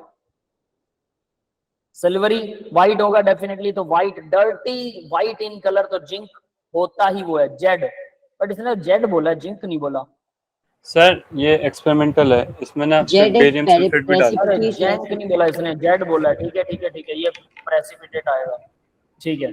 चलो कोई बात नहीं, इसका सॉल्यूशन देखते हैं, ऐसे फिर गड़बड़ हो जाएगी। देखो सबसे पहले जिंक को H2SO4 के साथ रिएक्शन करवाएंगे, Gr और X बन रहे हैं, Zn सल्फेट, SO2 निकल जाएगी गैस, H2S, फिर कंसंट्रेटेड NaOH के साथ में Na2ZnO2 plus hydrogen, hydrogen liberate करता है, ये तो पीछे अभी अभी आई थी एक क्वेश्चन में, है ना। ये वाली रिएक्शन हमने रिसेंटली पिछले क्वेश्चन में की। तो देखो प्रीवियस ईयर करने का फायदा क्या होता है कि डायरेक्ट क्वेश्चन ही था, नहीं आता, लेकिन कहीं ना कहीं से घूम के कोई ना कोई क्वेश्चन तो आ ही जाता है, जैसे ये वाला आ गया। तो ये एक चीज हमें कंफर्म हो जाएगी, अगर हमने पिछले क्वेश्चंस को अच्छे से याद कर रखा, अच्छे से कर रखा, सॉल्व कर रखा है, तो 2-3 बार कम से कम प्रीवियस ईयर वाले क्वेश्चन सारे सॉल्व हो जाने चाहिए। तो zinc plus concentrated NaOH Na2ZnO2 plus H2 बनाएगा, पहली बात तो ये हमें पहले से पता होगा। T और Q पता है। G अब क्या करता है? ZnSO4 H2S के साथ रिएक्शन करके जिंक सल्फाइड बनाता है, ZnS, ये है वो व्हाइट कलर प्रेसिपिटेट, है ना, और थोड़ा डर्टी व्हाइट है, डर्टी व्हाइट प्रेसिपिटेट ये होता है ZnS, जिंक सल्फाइड। अब ये कहां से पता लगेगा भाई ये क्या है और कैसे है? देखो जिंक के साल्ट में, साल्ट एनालिसिस के अंदर ये रिएक्शन आती है, टी एंड एफ ब्लॉक में आती है, साल्ट एनालिसिस के अंदर भी आती है। यहाँ ये रिएक्शन साल्ट एनालिसिस से उठा रखी है। साल्ट एनालिसिस के 2 या 3 लेक्चर लगेंगे, एक दिन में आप लोगों को 3 लेक्चर साल्ट एनालिसिस के करवाने वाला हूँ, जिसके अंदर सारी साल्ट एनालिसिस आई, ठीक है। 3 लेक्चर्स है ओनली, वहां पर वो सारी रिएक्शनें रटने के बाद आपको ये वाली रिएक्शन आ जाएगी। बट वो तीनों लेक्चर बहुत हैक्टिक है, बता देता हूँ, बहुत सारी रिएक्शनें बार बार लिख के याद करो, बार बार लिख के याद करो, तब जाके कुछ याद होगा, ठीक है। प्लस वाई बन रहा है NH4 twice SO4 plus water, ठीक है। तो ये दोनों चीजें बनती है भाई, तो ये प्योरली क्रैमिंग बेस्ड क्वेश्चन है, प्योरली क्रैमिंग बेस्ड। और यहाँ पर जिंक जो है कंसंट्रेटेड H2SO4 के साथ में ZnSO4 SO2 और वाटर बनाना है। SO2 V शेप होता है, zinc sulphide dirty white colour होता है, बॉन्ड ऑर्डर H2 का 1 है, C। यहाँ पर इसने H2 किसका पूछा था? H2 गैस और यानी Q का बॉन्ड ऑर्डर पूछा था, तो इसका बॉन्ड ऑर्डर 1 है। Oxygen state of zinc in Na2Zn +2 है। वैसे generally oxygen state of zinc हमेशा +2 ही रहती है, ठीक है। तो ये तो सीधा सीधा आप याद रख सकते हो, इसमें कुछ आने वाला नहीं। क्लियर है? Yes sir. तो ये प्योरली क्रैमिंग बेस्ड था। अगर यहाँ से कुछ रिएक्शन आप याद कर लेते हो जिंक की, तो कहीं ना कहीं डेफिनेटली उसका फायदा होगा, ये याद रख लेना, ठीक है। आगे बढ़ते हैं बेटा, क्वेश्चन नंबर 8 है, देखिए iron 3 positive is reduced to iron 2 positive by using, reduction करवानी है आयरन 3 से आयरन 2 की, H2O2। अब एक चीज बता देता हूँ, H2O2 रिड्यूसिंग एजेंट भी है और ऑक्सीडाइजिंग एजेंट भी है, पता है आपको? Yes sir. है ना, तो दोनों काम करता है। तो ये रिड्यूस कर सकता है आयरन को या नहीं कर सकता। उसके बाद दूसरा देखिए Na2O2 इन वाटर, Na2O2 क्या होता है ये? Sir sodium peroxide, peroxide peroxide है। सोडियम की वैलेंसी कितनी है इसमें? 2 दूना 4 नेगेटिव हो गया, ऑक्सीजन 2 सोडियम है, तो एक सोडियम तो 1+ ही रहेगा ना, सोडियम 1 पॉजिटिव रहेगा, ऑक्सीजन कितना रहेगा? 2 पॉजिटिव हो गया, तो 2 ऑक्सीजन 1 नेगेटिव, 1 नेगेटिव है ना। Yes sir.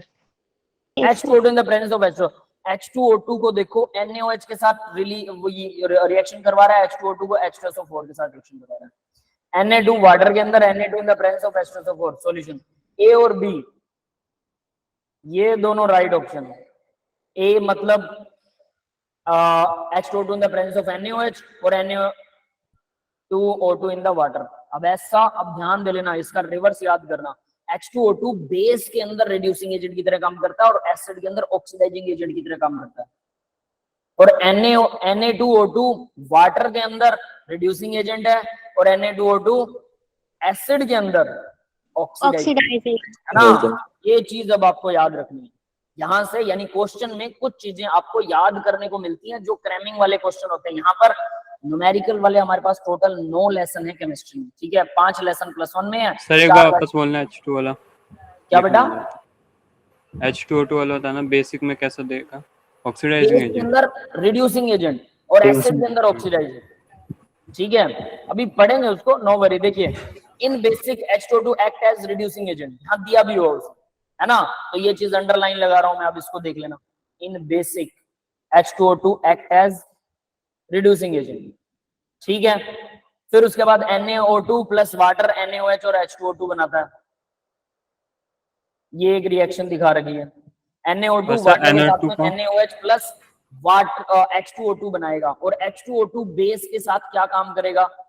फिर से रिड्यूस करेगा, यानी कि NaO2 वाटर के साथ में सीधा सीधा रिड्यूस करवाएगा, सीधी सी बात है, ठीक है। Iron H2O2 OH negative ion के साथ में आयरन क्या हो गया? रिड्यूस हो गया। क्लियर है? तो यहां से आपको एक चीज मिलेगी कि H2O2 बेस के साथ रिड्यूसिंग, एसिड के साथ ऑक्सीडाइजिंग एजेंट, ठीक है। और Na2O2 भी बेस के साथ, वाटर के साथ रिएक्शन करता है तो वो बेस प्लस H2O2 बनाता है, बेस प्लस H2O2, तो इसलिए ये भी ऐसा ही काम करेगा। समझ में आया? Yes sir. Yes sir. ठीक है। तो ये दोनों, यानी ये भी आपको याद रखना है अब हमेशा कि कौन क्या काम और कैसे करता है। याद रखेंगे, ऐसी रिएक्शन कहीं और आ सकती है और वो हमें हेल्प करेगी। ऑर्गेनिक के अंदर भी ऐसी रिएक्शन आएंगी, H2O2 लगा देगा, वो H2O2 के साथ बेस देगा, कभी एसिड देगा। आपको पता होना चाहिए ऑक्सीडाइज करेगा कि रिड्यूस करेगा।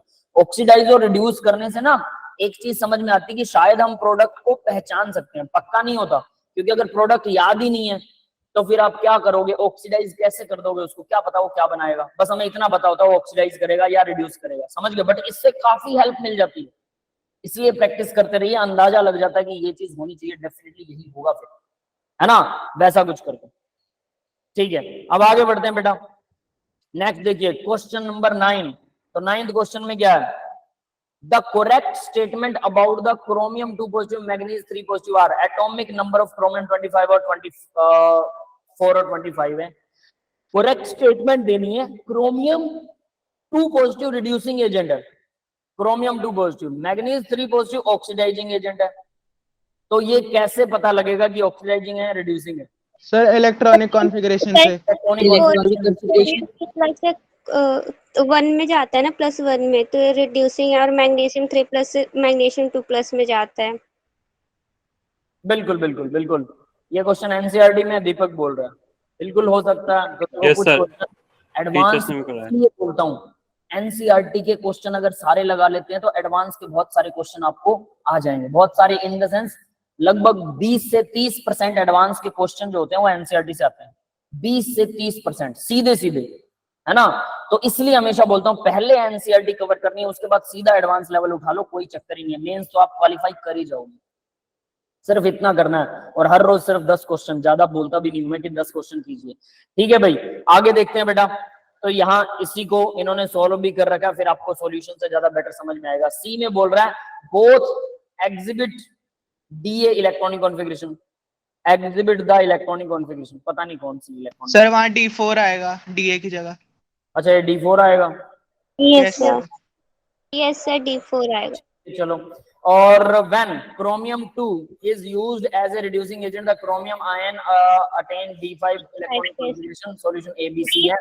तो C और A और B ये दोनों जो हैं वो हमारे राइट हैं। ये रिड्यूसिंग एजेंट की तरह काम करेगा, मतलब क्या करेगा भाई? दूसरे को रिड्यूस करेगा, तो ये इलेक्ट्रॉन देगा दूसरे को, क्रोमियम 1 बन जाएगा, सर है ना। S में इसके 1 होते क्रोमियम 1+ ज्यादा स्टेबल हो जाता है। हैं, S में 1 और D में 5 होते हैं क्रोमियम के अंदर। इलेक्ट्रॉनिक सर कॉन्फ़िगरेशन एक क्रोमियम 3+ हो जाएगा ना अगर रिड्यूसिंग एजेंट है तो खुद ऑक्सीडाइज होगा। क्रोमियम देखिए क्या होता है, 3D में 5, 4S में 1, 4s में 1 है ना। तो अगर ये दूसरे को रिड्यूस करेगा यानी कि उसको इलेक्ट्रॉन डोनेट कर देगा, 3 पॉजिटिव में जाएगा फिर, यस सर। हाँ, यस सर। है ना। क्रोमियम 3 पॉजिटिव बनाएगा, सही है। क्रोमियम जो है वो 3 पॉजिटिव, और क्रोमियम ये चीज भी याद होनी चाहिए, और क्रोमियम 6 पॉजिटिव जो है वो स्टेबल होता है। याद है एक टेबल थी जिसको मैंने याद करने के लिए बोला था, yes Pranav? Sir. Yes sir. Yes sir. वो टेबल को याद रखिए, उसके अंदर आपको रेयरली इलेक्ट्रॉनिक कॉन्फ़िगरेशन है, स्टेबल इलेक्ट्रॉनिक कॉन्फ़िगरेशन है ना, और जो दिखाता ही नहीं है वो भी पता लग जाता है। तो वहां से कुछ अंदाजा 3 और 6 दिखाएगा, डेफिनेटली ये रिड्यूस कर सकता है। दूसरा सर ये क्रोमियम 6 सर। प्लस का समझा दो सर। क्रोमियम बेटा 2 ऑक्सीडेशन स्टेट दिखाता है जनरली अपने कंपाउंड्स के अंदर, क्रोमियम 6 और क्रोमियम 3 पॉजिटिव। सीधा ये याद ही रखना पड़ेगा आपको। क्लियर है? Okay sir. इसके अलावा हमारे पास एक टेबल है, चलो अगर आपने पूछा है तो हम टेबल से आपको वो टेबल मैं यहाँ पर शेयर कर देता हूँ। कौन से लेक्चर में थी भी वो याद करवाएगा कोई मेरे को? 5th या 6th? D and F block के अंदर पहले लेक्चर में तो नहीं थी? नहीं सर, पहले में नहीं थी। दूसरे में हो सकती है ना? ठीक है, आखिरी के 2 में भी नहीं थी। देख कोई बात नहीं, आप मिल जाएगी, मिल गई। ठीक है, चलो मैं इसको आप लोगों को ये शेयर कर देता हूं ताकि आप फिर से इसको याद कर सकें ना।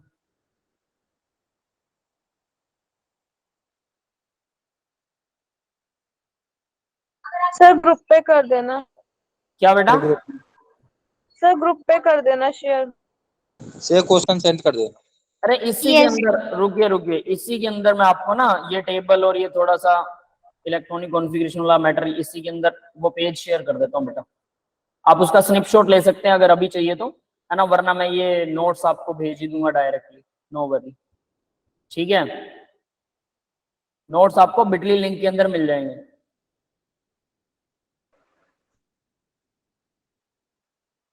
अरे याद तो नहीं रहा अभी। ये वाला क्वेश्चन नीट का है, इसमें जो ऑप्शन ए और ऑप्शन बी है ना, मतलब जो स्टेटमेंट है ये एक ही स्टेटमेंट थी और उसमें करेक्ट स्टेटमेंट पूछी थी, तो ये नीट का क्वेश्चन था। नीट का क्वेश्चन है? यस सर, दोनों स्टेटमेंट मर्ज कर दी थी एक ही में। तो देख लो, अब नीट के क्वेश्चन और इधर से एडवांस के क्वेश्चन सेम आते हैं सर, मिक्स रहते हैं, बस थोड़ा बहुत डिफरेंट रहता है, बस हल्का उसी को फुल्का, बस वो थोड़ा सा घुमा देते हैं, बाकी आएंगे वही चीज, सेम ही चीज आती है, कोई दिक्कत नहीं है ना। यस। चलिए ठीक है, तो मैं अभी इसको यहाँ पर न्यू पेज के अंदर पेस्ट कर देता हूँ। दिख रहा है अभी सबको? Yes sir. ठीक है, तो ये वो क्वेश्चन है, और मतलब ये वो शीट है जहां आपको सारी ऑक्सीडेशन स्टेट्स लगभग अंदाजा हो जाएगी कि कौन सी ऑक्सीडेशन स्टेट में कौन ज्यादा स्टेबल होता है और कौन लेस स्टेबल होता है। इस पेज से आपको अंदाजा हो जाएगा। ठीक है, तो देखिए इसको थोड़ा सा हम सॉल्व करके देखते हैं। हाँ बेटा, जूम कर रहा हूँ। देखिए यहाँ पर स्कैंडियम जो है वो +3 ऑक्सीजन स्टेट दिखाता है, टाइटेनियम जो है वो 2, 3, 4 दिखाता है, लेकिन जो 4 है, जो बॉक्स वाली है पैरेंथेसिस वाली, वो लेस स्टेबल है। याद रख लेना, लेस है कि मोर है? सर आपने पहले लेस स्टेबल थे। मोर स्टेबल है। नहीं सर, लेस है। लेस स्टेबल थी। बताया था, क्या आपने पहले लेस बताया था पैरेंथेसिस वाले। लेस? ठीक है, रुको मैं दोबारा चेक कर लेता हूँ। आयरन मैंने 2 और 3 दिखाया, 2 और 3 तो आयरन की मोर होती है बेटा। ये मैंने उल्टे सीधे निशान लगा दिया। पैरेंथेसिस सर वो ब्रैकेट है, ये लाल वाला बॉक्स जो है वो वाले मोर स्टेबल है। लाल बॉक्स सर +2 जो लाल बॉक्स बनाया आपने वो वाले सारे मोर स्टेबल थे। पैरेंथेसिस तो वो है ना जिनमें वो ब्रैकेट लगा हुआ है काला वाला, यस सर। जैसे +4 के ऊपर लगा है, तो वो पैरेंथेसिस वाले +5 लेस के भी। स्टेबल। हाँ, वो अनस्टेबल होती है। देखिए जो ब्रैकेट लगे हुए हैं ब्लैक कलर में, ये अनस्टेबल है, ये वाली। ठीक है, ये वाली अनस्टेबल है। और इसके अलावा जो मैंने ये लगा रखा है ना, ये बॉक्स का मतलब है कि वो वाली कॉन्फ़िगरेशंस जो कि हमें याद करनी है ध्यान से। जैसे टाइटेनियम 2 और 3 दिखा रहा है, बट टाइटेनियम 4 पूरी की पूरी भी दिखाता है। चारों इलेक्ट्रॉन निकाल दो टाइटेनियम के लास्ट शेल वाले, चारों के चारों 4 दिखा रहा है, 7 के साथ 7 दिखा रहा है। समझ में आ गया? Yes sir. और यहाँ पर स्कैंडियम भी वही दिखा रहा है, ये तो एक ही दिखाता है। तो यानी कि 4, 5, 6, 7 ये डायरेक्ट लर्न कर सकते हो। इसके अलावा क्रोमियम के लिए बोला था कि +3 और +6 ये 2 वो श्योरली शो करता है, तो +3 और +6 ये अब आपको याद रखनी है। 4 और 5 वो रेयरली शो करता है, 2 भी क्रोमियम शो करता है, 2 भी उसकी स्टेबल है, 6 भी स्टेबल है, 3 भी स्टेबल है, बट 3 और 6 में जनरली मिलती है क्रोमियम की। वेनेडियम में 2 3 4 5, 5 की 5 शो करता है, लेकिन ये 2 3 4 5 तीनों की तीनों 2 3 4 3 2 3 4 2 3 4 5 2 3 4 5 6, बट 4 और 5 रेयरली है। ठीक है, फर्दर मैग्नीज के अंदर भी 2 3 4 5 6 7, यहाँ पर 5 जो है वो रेयरली दिखाता है, और कॉमनली मैग्नीज कितनी दिखाता है, +7 और +6 आप जनरली देखोगे KMnO4 में, है ना। KMnO4 याद है सबको, तो +6 और +7, यानी कि आपको सिर्फ ये टेबल ऐसे नहीं याद करनी कि ये ऐसे दिखा रहे हैं, बल्कि आपको कोई ना कोई जनरल कंपाउंड जो है, जो आमतौर पर कंपाउंड हम देखते हैं, उनको भी साथ में रखकर सोचना है कि कौन से वाली ज्यादा स्टेबल है, और उसी हिसाब से वर्क करना है। क्लियर है? यस अब आगे देखिए, अब इसी के अंदर नेक्स्ट है आयरन, कोबाल्ट और निकिल। तो देखो निकिल 2 और 4 दिखाता है सबसे ज्यादा, 3 शो करता है डेफिनेटली, इन्होंने तो 3 को भी नॉर्मल माना है, बट मैंने 2 और 4 को बॉक्स लगाया। मेरे बॉक्स का मतलब है कि ये वाली चीजें या तो वो शो कर रहा है, या फिर वो वाली चीजें जो है वो आपको याद करनी है। दोनों मीनिंग है इन बॉक्सेस के, ठीक है, कि वो याद कीजिए और प्लस वो जनरली शो करता है वो। ठीक है, तो यहाँ पर 2 और 4 निकिल, कोबाल्ट जो है वो 2 3 4 नहीं दिखाता, कोबाल्ट सिर्फ 2 और 3 दिखाता है। यहाँ से भी हमें समझ में आएगा कि कोबाल्ट, आयरन 2 और 3 शो करता है ज्यादातर, 4 5 6 आयरन रेयरली शो करता है। क्लियर है? कॉपर जो है 1 और 2, तो कॉपर अगर 1 पॉजिटिव में, 1 पॉजिटिव कॉपर का लेस स्टेबल होता है, 2 पॉजिटिव मोर स्टेबल होता है, पता है ये सबको। आयरन में 2 पॉजिटिव लेस स्टेबल होता है, 3 पॉजिटिव मोर स्टेबल होता है। कैसे? उसका इलेक्ट्रोड पोटेंशियल जो है ना, उसकी वैल्यू के बेस पर हमने फाइंड किया था कि आयरन 3 पॉजिटिव ज्यादा स्टेबल है, आयरन 2 पॉजिटिव लेस स्टेबल है। सेम एज चीज इलेक्ट्रोड, यस सर, वो पॉजिटिव और वो नेगेटिव है। हाँ, कॉपर 1 और कॉपर 2 भी इलेक्ट्रोड पोटेंशियल के बेस पर हमने कॉपर 2 ज्यादा स्टेबल आता है, कॉपर 1 कम स्टेबल आता है। अब दूसरी चीज, जो कम है, कॉपर में 1 और 2 दिखा रहा है, जो कम वाला है उसको बोलते हैं अस क्यूपरस, जो ज्यादा वाला है उसको बोलते हैं इक क्यूपरिक। यस, समझ में आया? फेरिक। Yes sir. अब आयरन में देखिए, आयरन में 2 और 3, आप 2 और 3 का चक्कर में मत याद करना, क्योंकि 2 और 3 आयरन जनरली दिखाता है, कॉपर 1 और 2 दिखाता है। कॉपर का तो 1 वाला अस है, आयरन का 2 वाला अस है, क्योंकि आयरन में कम कौन सा है? 2 वाला, कॉपर में कम कौन सा है? 1 वाला। तो 1 वाला जो कम है वो अस दिखाएगा, 2 वाला जो ज्यादा है कॉपर में वो इक दिखाएगा, क्यूपरिक दिखाएगा, नहीं मतलब उसको क्यूपरिक बोलेंगे।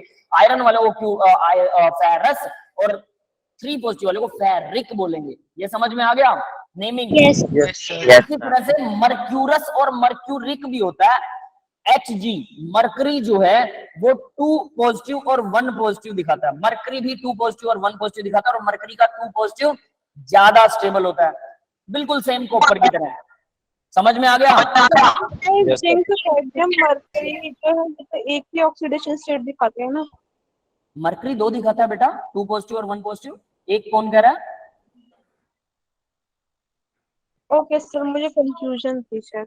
नहीं, मरकरी 2 दिखाता है, वो भी आप बता देता हूं मैं। चलो आपको साल्ट का नाम लिख के दिखाता हूं, ऐसे साल्ट बहुत सारे आएंगे, साल्ट एनालिसिस में आता है Hg2Cl2। अब बताओ इसमें क्या कितना दिखा रहा है?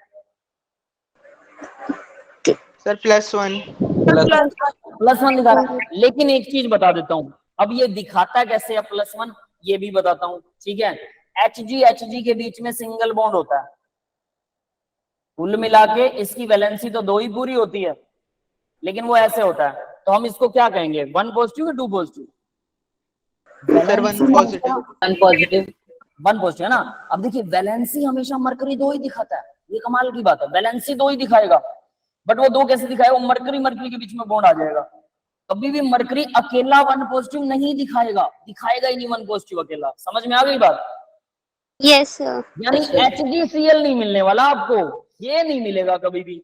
HgCl ऐसा कंपाउंड मिलेगा ही नहीं, इम्पॉसिबल। मिलेगा तो ये मिलेगा। अब इसमें हम 1 ही पॉजिटिव कहेंगे ना, इसे 2 पॉजिटिव तो नहीं कह सकते। समझ में आ गया? Yes sir. तो ये ऐसा होता है। तो मरकरी भी 1 और 2 पॉजिटिव दिखाता है, 2 वाला ज्यादा दिखाता है, 1 वाला भी दिखाता है। ठीक है, चलिए अब आगे देखते हैं इसी के अंदर। तो ये सारे आपको याद रखने हैं, फेरस मेटल होते हैं, आयरन, कोबाल्ट, निकल, ये सब फेरस मेटल हैं। अब इसके बाद बात आती है अभी osmium, highest oxygen state osmium और रुथेनियम दिखाते हैं। कितनी 8 पॉजिटिव, प्लस 8 ठीक है। ऑस्मियम और रुथेनियम 8 पॉजिटिव। इसके अलावा क्या होती है हाईएस्ट, इससे ज्यादा ऑक्सीजन स्टेट 12 भी हमने पढ़ी हुई है, पढ़ाई भी हुई है। यूरेनियम जैसे कंपाउंड जो वो 12 भी दिखा सकते हैं, ठीक है। और भी बड़े कंपाउंड होते हैं जो एफ ब्लॉक के अंदर आते हैं, वो 8 से ज्यादा ऑक्सीजन स्टेट दिखा सकते हैं। आपके सिलेबस में 8 से ज्यादा नहीं है तो आप 8 तक मान सकते हो, नो वरी, ठीक है। आगे देखिए, जीरो ऑक्सीजन स्टेट कौन दिखा रहा है? निकिल और आयरन, ये दोनों जीरो ऑक्सीजन स्टेट भी दिखा सकते हैं। निकिल CO के साथ 4 है और आयरन CO के साथ 5 है। जैसा प्रणव ने शुरू में पूछा था कि सर एक कंपाउंड है और वो अमोनिया के साथ क्या क्या शो करेगा, तो जो निकिल कोबाल्ट ये दोनों कंपाउंड है ना, ये D8 कॉन्फ़िगरेशन में एक और शायद एलिमेंट है, मुझे ध्यान नहीं है, वो वाला एक छोटा सा रूल है कि D8 कॉन्फ़िगरेशन में वो स्क्वायर प्लेनर दिखाते हैं, ठीक है। वो 2 ही कंपाउंड है और वो कौन कौन से हैं, कैसे कैसे हैं, वो एक बार इकट्ठा करके 2-3 बुक्स में अलग अलग जगह पे मैंने मेंशन कर रखा है उसे। मैं उसको तीनों बुक से, 3 बुक्स हैं एक्चुअली, वो तीनों बुक्स से इकट्ठा करके एक साथ इकट्ठा पढ़ा दूंगा, ठीक है प्रणव बेटा? यस सर, ठीक है। वो फिर क्लियर हो जाएगा, नो वरी अबाउट दिस, ठीक है। बट मेरे को याद करवा देना आप, ठीक है। नेक्स्ट टाइम मैं आपको वो बता दूंगा कि वो कैसे होता है। Okay sir. फिर उसी के बेस पर क्वेश्चन आता है, क्वेश्चन तो उसी बेस पर आता है, आई नो दिस। अब आगे देखिए, स्कैंडियम 2 पॉजिटिव और 3 पॉजिटिव में स्कैंडियम 3 पॉजिटिव ज्यादा स्टेबल है, टाइटेनियम 4 पॉजिटिव ज्यादा स्टेबल है। इनर्ट गैस कॉन्फ़िगरेशन में manganese 7 positive, vanadium 5 positive, Mn 2 positive ज्यादा स्टेबल है D5 स्टेबल कॉन्फ़िगरेशन की वजह से। तो 6 और 7 में मैग्नीज 7 वाला ज्यादा स्टेबल होता है, ये ध्यान दे लेना भाई, 7 वाला 6 के मुकाबले। KMnO4 पता है सबको, KMnO4 यस सर। इसमें Yes, 7 sir. पॉजिटिव होता है। K2MnO4 ये भी पता है सबको।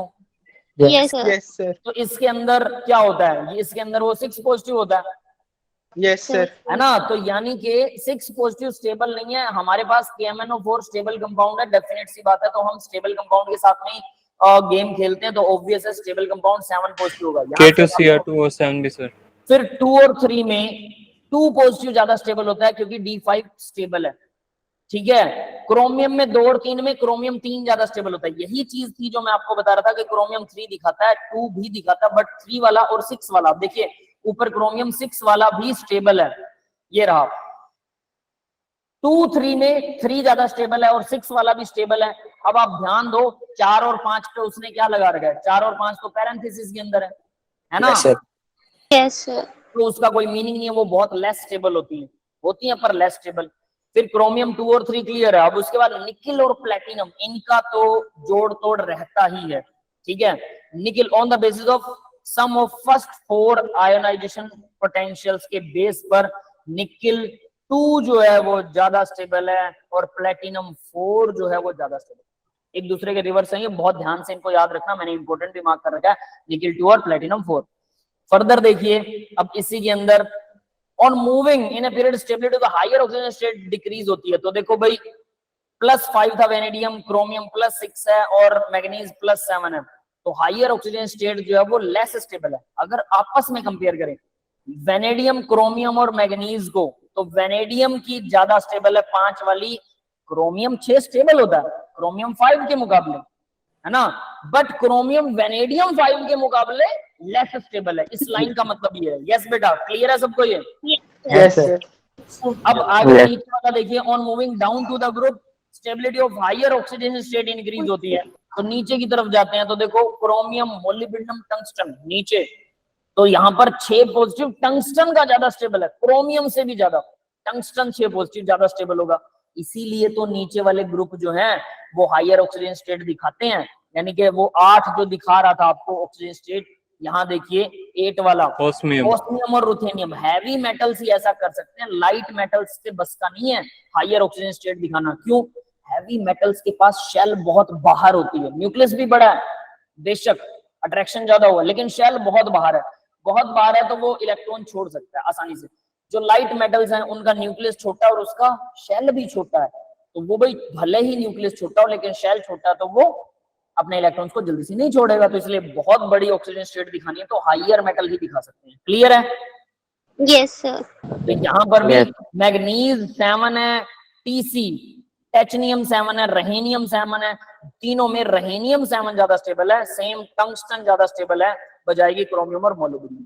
That is about the all about oxidation state. समझ में आ गया? कम से कम इन एलिमेंट्स की ऑक्सीडेशन स्टेट तो आपको याद होनी चाहिए। क्लियर है बेटा सबको? Yes sir. ठीक है, तो अब हम जो क्वेश्चन कर रहे थे, तो यहाँ से अब आपको समझ में आ गया होगा ये मैं क्रोमियम 3 और 6 क्यों कह रहा था, है ना? Yes sir. ठीक है, चलो अब आगे बढ़ते हैं इसी के अंदर। तो भाई ये मैग्नीज ऑक्सीडाइजिंग एजेंट होगा, 25 होते हैं मैग्नीज के अंदर, डी में एस में 2 हैं और एक 3, यानी डी में 3 हो जाएंगे, 3D में 4 हो जाएंगे ना, 3 पॉजिटिव में। सर तो अब ये क्या करेगा, ऑक्सीडाइजिंग एजेंट, ये इलेक्ट्रॉन ले लेगा, डी में 5 हो जाए तो, यस सर। है ना, तो ये ज्यादा स्टेबल हो जाएगा। तो डी में 5 वाला मैग्नीज जो वो ज्यादा स्टेबल होगा, दैट इज द मीनिंग। तो यहाँ पर मैग्नीज देखिए, मैग्नीज का 2 और उसका दिखा रहेगा 5 और 4 का, ऐसा कुछ शो नहीं करेगा। 4 पॉजिटिव और 5, तो देखो डी मैग्नीज 7 6 2 और 3 होता है, 4 और 5 नहीं हो सकता। ठीक है, तो यहां से भी आप अंदाजा लगा सकते हैं। नेक्स्ट, अब इस क्वेश्चन के अंदर chromium 2 manganese 4 D4 electronic configuration दिखाते हैं, तो डेफिनेटली ये ऐसा कुछ करने वाले हैं। आगे देखिए, तो ABC ये तीनों ऑप्शन सही हैं इसके, है ना? Yes. Chromium reducing agent, manganese oxidising agent, both have the electronic configuration D4, दोनों के अंदर D4 होती है। आगे chromium loses electron, hence it act as reducing agent, form the higher oxygen state, whereas manganese gain करता है। क्यों gain करता है? और D पॉजिटिव 4 पॉजिटिव हो जाएगा, सिंपल सी बात है। 2 पॉजिटिव है ना, 2 और 3 पॉजिटिव ज्यादा स्टेबल है मैग्नीज का। देखो जरा प्रीवियस पेज पर, यहाँ 2 और 3 ये स्टेबल है, 4 5 और 6, 5 तो बिल्कुल अनस्टेबल है। ठीक है, 5 वाला तो हो ही नहीं सकता। लेकिन इसके अंदर भी जब आप डी कॉन्फ़िगरेशन को देखते हैं, डी के अंदर manganese gain the electron does act as oxidising, यानी यहां से इस लाइन से उठाइए कि मैग्नीज 3 पॉजिटिव की बजाय मैग्नीज 2 पॉजिटिव ज्यादा स्टेबल होता है। ये भी वहां पर मेंशन कर लेना। समझ में आ रहा है? यस यानी देखो, अब मैं आपको बात बताता हूँ, स्टूडेंट्स को मैं क्या कहता होता हूँ कि जो ऑक्सीडेशन स्टेट्स है ना, उनको अपने हिसाब से लिख लो एक बार, जो भी दिया हुआ है। उसके बाद इस पेज को किसी बुक के फ्रंट पेज पर, अपने हैंड रिटन में फ्रंट पेज पर या लास्ट पेज पर चिपका लो। जब भी ऑक्सीडेशन की बात आए तो वहां लिखते जाओ कि 2 और 3 में कौन सा स्टेबल है। अब यहाँ पर हमने एक क्वेश्चन पढ़ लिया, जब आप क्वेश्चन अटेम्प्ट करेंगे तब आपको समझ में आएगा 2 3 में कौन सा ज्यादा स्टेबल है, 2 वाला। ठीक है, मैग्नीज के केस में, क्रोमियम में 3 वाला ज्यादा स्टेबल है 2 के मुकाबले। ऐसे करके रीजनिंग कर करके एक ऑक्सीडेशन का बढ़िया सा पेज बना दो, और उस पेज को बाद में अपना हमेशा फ्रंट पे रखो जब भी ऐसे क्वेश्चन करने, और उस पेज को याद करके चले जाओ, आपको सब कुछ आ जाएगा। समझ में आया? Yes sir. Yes sir. Easy trick है, फॉरएवर इसको याद कीजिए हमेशा के लिए। जैसे मैंने सभी को एक पीरियोडिक टेबल का एक फोटो दिया हुआ है ना, उसके अंदर सारे एक्सेप्शन लिखे हुए हैं कि कौन सा कैसे एक्सेप्शन दिखाता है, मत्था मार के लिखे थे वो। इसी तरह से इलेक्ट्रॉनिक कॉन्फ़िगरेशन भी आप लोग अपने हिसाब से उसको याद करके क्वेश्चन अटेम्प्ट करते जाइए और उसको लिखते जाइए किसकी कौन सी ज्यादा क्या कुछ स्टेबल होती है, तो वैसे आपको याद होगा, तभी क्वेश्चन इसके अटेम्प्ट। और देखो ये सीधे क्वेश्चंस हैं, वो भी ऐड कर दूं, ठीक है बेटा, वो मैं ऐड, चलो मैं अभी ऐड कर देता हूं, बट वो मेरे पास ना पूरा बना नहीं हुआ क्योंकि मैंने उस पर ज्यादा कभी टेंस लिया ही नहीं, सीधी बात बताऊं। ठीक है, इसके अंदर जैसे मैग्नीज के अंदर 2 वाला ज्यादा स्टेबल है, ठीक है, 2 वाला, और क्रोमियम में 3 वाला ज्यादा स्टेबल है, तो यानी 3 के मुकाबले आप सिंपल याद रखते हैं 2 शो करता है, 7 शो करता है, 6 7 के मुकाबले कम है, 2 3 के मुकाबले ज्यादा स्टेबल है। ठीक है, ऐसा करके कुछ याद कर सकते हैं। बस इसको मैंने हल्का सा वो कर दिया, मैंने इस पे ज्यादा कभी टेंशन नहीं ली क्योंकि बच्चे ना जब क्वेश्चन करते हैं खुद लिख लेते हैं, और उनकी प्रैक्टिस में वो होना भी चाहिए कि आपको पता लगे कि क्वेश्चन में कुछ कुछ चीजें याद रखने के लायक। बट अगर आप लोग कह रहे हो तो मैं इसको फिर, मुझे 2-3 दिन का टाइम दीजिए या नेक्स्ट वीक तक मैं इसको बना दूंगा आपके लिए। ठीक है, सारा एक टेबल बना देंगे जिसके अंदर सब कुछ ऑक्सीडेशन स्टेट के उस पे होगा, लेवल पर होगा, बट मुझे क्वेश्चंस भी देखने पड़ेंगे कौन ज्यादा स्टेबल है, कौन कम है, किसके मुकाबले कौन सा, थोड़ा मत्था मारना पड़ेगा, बट मैं बना दूंगा। और अगर आप क्वेश्चन अटेम्प्ट करते हैं खुद, तो आप खुद बना सकते हैं, नो वरी अबाउट दिस। ठीक है, चलो, तो क्वेश्चन प्रैक्टिस तो खैर आपको करनी पड़ेगी उस बेस पर।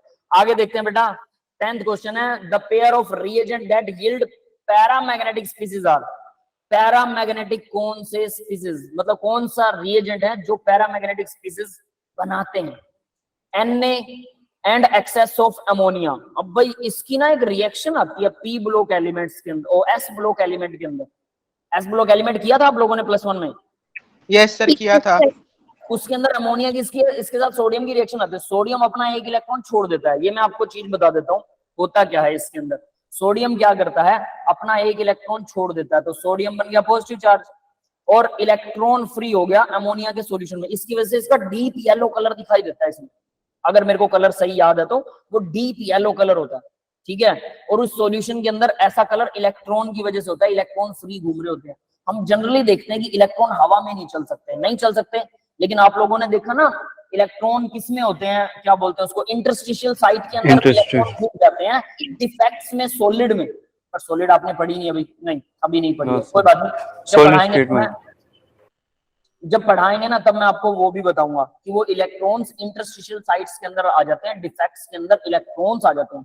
पर सॉलिड में से इलेक्ट्रॉन को निकालना तो बड़ा मुश्किल काम है। लिक्विड में ये एक ऐसा लिक्विड है जहां से इलेक्ट्रॉन आसानी से बाहर आ सकता है, ठीक है। ये एक बहुत खतरनाक चीज भी है, मैं आपको बता देता हूँ। जब आप लैब पढ़ेंगे ना, लैब मतलब लैब्स के बारे में या रिसर्च के बारे में थोड़ा बहुत अगर आपको कुछ हायर क्लासेस में करना पड़ा, तब शायद आप लोग ये बात भूल जाएंगे, लेकिन वो रिसर्च में जितने भी इंस्ट्रूमेंट रखे होते हैं हाई लेवल के खतरनाक होते हैं। वहां पर एलए वगैरह की जॉब आप देखते हैं बड़े बड़े इंस्टीट्यूट्स में, बड़ी बड़ी यूनिवर्सिटीज के अंदर आप देखेंगे वो एसी रूम में बैठे होते हैं, मस्त अपना काम कर रहे होते हैं। बट मैं मानता हूँ कि वो सबसे खतरनाक वाला काम कर रहे होते हैं। हल्की सी लीकेज, इलेक्ट्रॉन्स की लीकेज आपकी बॉडी में जाएगी, अल्ट्रावायलेट यूवी रेज की लीकेज अपनी बॉडी के अंदर जाएगी। खाना खाना अलाउड नहीं होता बिल्कुल बेटा, वहां बहुत सारी प्रिपरेशन होती है, बहुत से लोग तो प्रिपरेशन करते नहीं है और वो आगे अपनी जनरेशन को, अपनी नेक्स्ट जनरेशन को भी कैंसर दे जाते हैं कई बार। XDR होता है, एक्सरे क्रिस्टलोग्राफी होती है, पता नहीं क्या क्या अड़ंगे होते हैं उनके अंदर, और वो सब के सब खतरनाक लेवल का काम करते हैं। एसी में बैठे होते हैं वो, गर्मियों में गर्मी नहीं लगती, सर्दियों में हीटर होता है, लैब में मजा आ जाता है।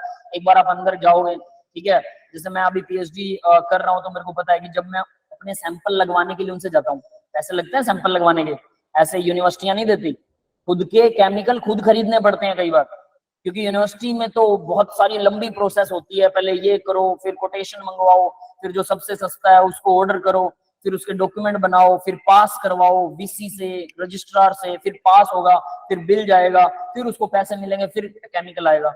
मतलब 2 महीने की प्रोसेस है। 2 महीने में तो मेरा तो PhD तो फिर ऐसे एक और केमिकल मंगवाना पड़ेगा तो मेरे तो 4 महीने गए, है ना। तो जो नहीं मिलता खुद लेके आना पड़ता है। और लैब्स में, क्योंकि हर इंस्टीट्यूट में सारी लैब तो होती नहीं है, मेरी यूनिवर्सिटी में सभी लैब्स नहीं है, तो मुझे बाहर की यूनिवर्सिटी में जाना पड़ता है और बाहर की यूनिवर्सिटियां पैसे लेती है। बट वहां पर मैं जब जाता हूँ तो लगता है यार ये तो मजे कर रहे होंगे, लेकिन जब मुझे समझ में आया कि ये काहे के मजे हैं भाई, ये तो इंस्ट्रूमेंट के बिल्कुल पास बैठे हैं, बेवकूफ हैं सारे के सारे, समझ रहे हो। जबकि वो लोग प्रिपरेशन को यूज नहीं करते। 1-2 को मैं बता के आया, 1-2 जो लैब है वहां पर लैब टेक्नीशियंस होते हैं, उनको बोला कि सर आप ये जो कर रहे हो ना ये ठीक नहीं है, आप थोड़ा डिस्टेंस मेंटेन करिए। तो एक बंदा तो कहता है कुछ नहीं होता। मैंने कहा यही अनपढ़ता है, पढ़ लेते तो पता लग जाता कि सब कुछ होता है ना। Yes sir. जैसे भी है भाई, वो अगले रिस्क लेते हैं, हमारा काम था समझा दिया, ठीक है। एक चीज नॉर्मल बताता हूँ, KMnO4 आप लोगों ने सभी ने देखा होगा, K2Cr2O7 भी लैब में बहुत आसानी से अवेलेबल है। K2Cr2O7 येलो कलर का होता है, हाथ से टच भी कर दिया तो आपकी बॉडी के अंदर घुस जाता है, बिना ग्लव्स के यूज नहीं करना चाहिए, बॉडी के अंदर घुस जाता है। क्रोमियम 6 पॉजिटिव आयन कैंसर फैलाता है, carcinogenic. Bromine water, bromine liquid form में लैब में बहुत आसानी से मिल जाता है, उसके वेपर हमेशा लैब में उड़ते रहते हैं, कार्सिनोजेनिक, लीवर का कैंसर फैलाती है। CCl4 लीवर का कैंसर फैलाता है। CHCl3 क्लोरोफॉर्म लीवर का कैंसर फैलाता है। CH2Cl2 डाइक्लोरोमीथेन, ट्राइक्लोरोमीथेन, टेट्राक्लोरोमीथेन सब कार्सिनोजेनिक है। ब्रोमीन वाटर, K2Cr2O7 सब कार्सिनोजेनिक, सब के सब कैंसर फैलाते हैं। सोचिए जरा, समझ रहे हो। इसके अलावा जो आंखों के लिए खतरनाक हैं, जो और ऑर्गन्स के लिए खतरनाक हैं, वो सब सर ऑक्सलेटो एसिड, क्या बेटा? ऑक्सलेटिक एसिड, ऑक्सैलिक एसिड नहीं, ये कोई खतरनाक नहीं। ऑक्सैलिक एसिड क्या, वो तो हम टमाटर में होता है, खाते हैं, इससे किडनी के अंदर स्टोन पैदा हो जाता है अगर आपको जेनेटिकली कुछ है तो। यस बेटा, शामसी बोलिए क्या कह रहे हो आप? Any question? Sundus Shamsi hand raise किया हुआ आपने, चलो ठीक। क्लोरोफॉर्म बताया था, और भी बहुत सारे हैं बेटा, किसी दिन ना पूरी लिस्ट दूंगा आपको कि ये चीजें कार्सिनोजेनिक होती हैं। चलिए, तो यहां से अब मैं आपको बता रहा हूँ एक इंटरेस्टिंग चीज जो आपको बता रहा था, ये जो इलेक्ट्रॉन है ना, ये वाला इलेक्ट्रॉन अमोनिया, अब अमोनिया पता है स्लाइटली पॉजिटिव स्लाइटली नेगेटिव होता है नाइट्रोजन पे, है ना? Yes sir. तो हाइड्रोजन की साइड से अमोनिया इसके साथ जुड़ जाता है। समझ में आया भाई? ऐसे हाइड्रोजन वाली साइड से, क्योंकि हाइड्रोजन पे क्या होता है स्लाइटली पॉजिटिव होता है, तो H3N इस तरह से एक इलेक्ट्रॉन को ये घेर लेते हैं, एक इलेक्ट्रॉन को चारों तरफ से अमोनिया घेर लेता है। ये नंबर फिक्स होता है, I don't know how much the number big is, और इसके ऊपर फिर से अमोनिया जुड़ जाता है। एक लेयर आ गई, इस लेयर के ऊपर एक और लेयर अमोनिया की, फिर उसके ऊपर एक और लेयर अमोनिया की, और ऐसे एक बॉल बन जाती है, बड़ी सारी बॉल। समझ गए? एक इलेक्ट्रॉन को एनगल्फ कर लेते हैं। क्लियर है? सबको समझ में आया ये? Yes sir. अब same as it is sodium को नाइट्रोजन की साइड से अमोनिया घेर लेता है, क्योंकि नाइट्रोजन स्लाइटली पॉजिटिव होता है, सॉरी नेगेटिव होता है ना? तो इस तरह से ये भी अमोनिया जो ये भी है, ये भी अमोनिया इसको चारों तरफ से घेर लेता है NH3 ऐसे। क्लियर है भाई? ये बात समझ में आ गई? Yes sir. ये सॉल्यूशन तो डायरेक्टली अपने को दिख रहा है पैरामैग्नेटिक, क्योंकि इलेक्ट्रॉन बीच में ही घूम रहा है, इलेक्ट्रॉन पेयर तो है ही नहीं इसमें, ये तो सीधा पैरामैग्नेटिक है। सोडियम एक्सेस ऑफ अमोनिया के अंदर अगर होगा तो यस सर। तो ये तो पक्का है, एक आंसर तो पक्का होना चाहिए। तो ए इन्होंने दे भी रखा, उसका रीजन मैंने आपको सीधा सीधा समझा दिया। अब देखो, ये वो सॉल्यूशन है जिसकी वजह से काफी कलर दिखाता है और इसमें इलेक्ट्रॉन फ्री घूमता रहता है, और ये इलेक्ट्रॉन अगर हमारी बॉडी के अंदर चला जाए ना, तहलका मचा सकता है। जो इलेक्ट्रॉन क्रिस्टलोग्राफी होती है, इलेक्ट्रॉन का बीम डाल के, मास स्पेक्ट्रोस्कोपी होती है, उसमें इलेक्ट्रॉन का बीम डाला जाता है मॉलिक्यूल के ऊपर, मॉलिक्यूल को तोड़ दिया जाता है। वो बीम की गन लैब्स में मिलती है, वो गन भी अगर हमारी बॉडी के ऊपर चली जाए, यानी वहां से इलेक्ट्रॉन डेफिनेटली डिफ्लेक्ट तो होते होंगे, टक्कर मार के लेफ्ट राइट तो जाते होंगे इलेक्ट्रॉन, तो वो इलेक्ट्रॉन्स लैब में फैलते हैं, तो उसकी वजह से हमारी बॉडी में भी जा सकते हैं, वो खतरनाक होता है। फिजिक्स की क्लास, हाँ बेटा बस 5 मिनट में खत्म कर रहा हूँ, ठीक है? 8 बजे है, ठीक है? तो देखिए, इसके बाद में देखो दूसरा क्या, potassium in excess of oxygen. Potassium भी अपना एक इलेक्ट्रॉन डोनेट कर देता है एक्सेस ऑफ ऑक्सीजन में, सेम एज इट इज। तीसरा, कॉपर डाइल्यूट HNO3 में, HNO3 ऑक्सीडाइजिंग एजेंट होता है, भी ऑक्सीडाइज कर देता है ये कॉपर को, कॉपर का एक इलेक्ट्रॉन डोनेट करवा देता है। और ऑक्सीजन एंड 2 एरिथ्रोक्विनोल ये नहीं होता, ठीक है? तो ये सोडियम के अंदर अमोनिया कैसे यूज होता है, देखो X+Y अमोनिया, ये इन्होंने दे रखा है, ठीक है? एक इलेक्ट्रॉन यहां पर दिखा रखा है, एक electron plus sodium positive, X+Y ammonia. तो X अमोनिया अलग हो जाते हैं जो सोडियम के साथ चिपक जाते हैं, और इलेक्ट्रॉन के साथ Y अमोनिया जो है इलेक्ट्रॉन के साथ होते हैं, ठीक है? और ये सोडियम के साथ होंगे Na पॉजिटिव के साथ, ये इसके साथ में रहेंगे, ऐसा कुछ होता है। क्लियर है बेटा? Yes sir. ये ऑलरेडी KO2 पैरामैग्नेटिक होता है ऑलरेडी, ठीक है? तो यहां से आपको ये सीधा दिखा दिया इन्होंने, O2 पैरामैग्नेटिक है due to the unpaired electron, O2 के अंदर पैरामैग्नेटिक होता है, दैट इज व्हाई, ठीक है? फर्दर, कॉपर और HNO3 dilute, CuNO3 twice, NO3 के ऊपर 1 नेगेटिव चार्ज होता है, 2 NO3 यानी कॉपर पर 2 पॉजिटिव है। NO के अंदर एक फ्री इलेक्ट्रॉन होता है, ये होता है पैरामैग्नेटिक, यस पता है? इसका स्ट्रक्चर किया था हमने, NO का स्ट्रक्चर किया था फ्री रेडिकल का, वैसे डाइमर की फॉर्म में रहता है जनरली, बट अकेला होगा तो पैरामैग्नेटिक होगा। NO paramagnetic due to the unpaired electron on nitrogen, ठीक है? इसका स्ट्रक्चर किया था हमने, प्रणव याद है? यस सर याद है। कोऑर्डिनेशन में, D&F में नहीं, कोऑर्डिनेशन में किया था। आगे इन्होंने एक और रिएक्शन दिखा रही है ऑक्सीजन के साथ में, भाई ये ऐसा कुछ नहीं करता है, डायमैग्नेटिक होता है। 2 इथाइल और एंथ्राक्विनोल, 2 इथाइल एंथ्राक्विनोल जो है वो क्या होता है, diamagnetic, that is all. H2O2 diamagnetic होता है इसके अंदर, that's all for the today's lecture बेटा। तो मैं अब रिकॉर्डिंग बंद कर रहा हूँ, किसी को कोई डाउट है तो डाउट बताइए, ठीक है? अगली क्लास आप लगा सकते हैं।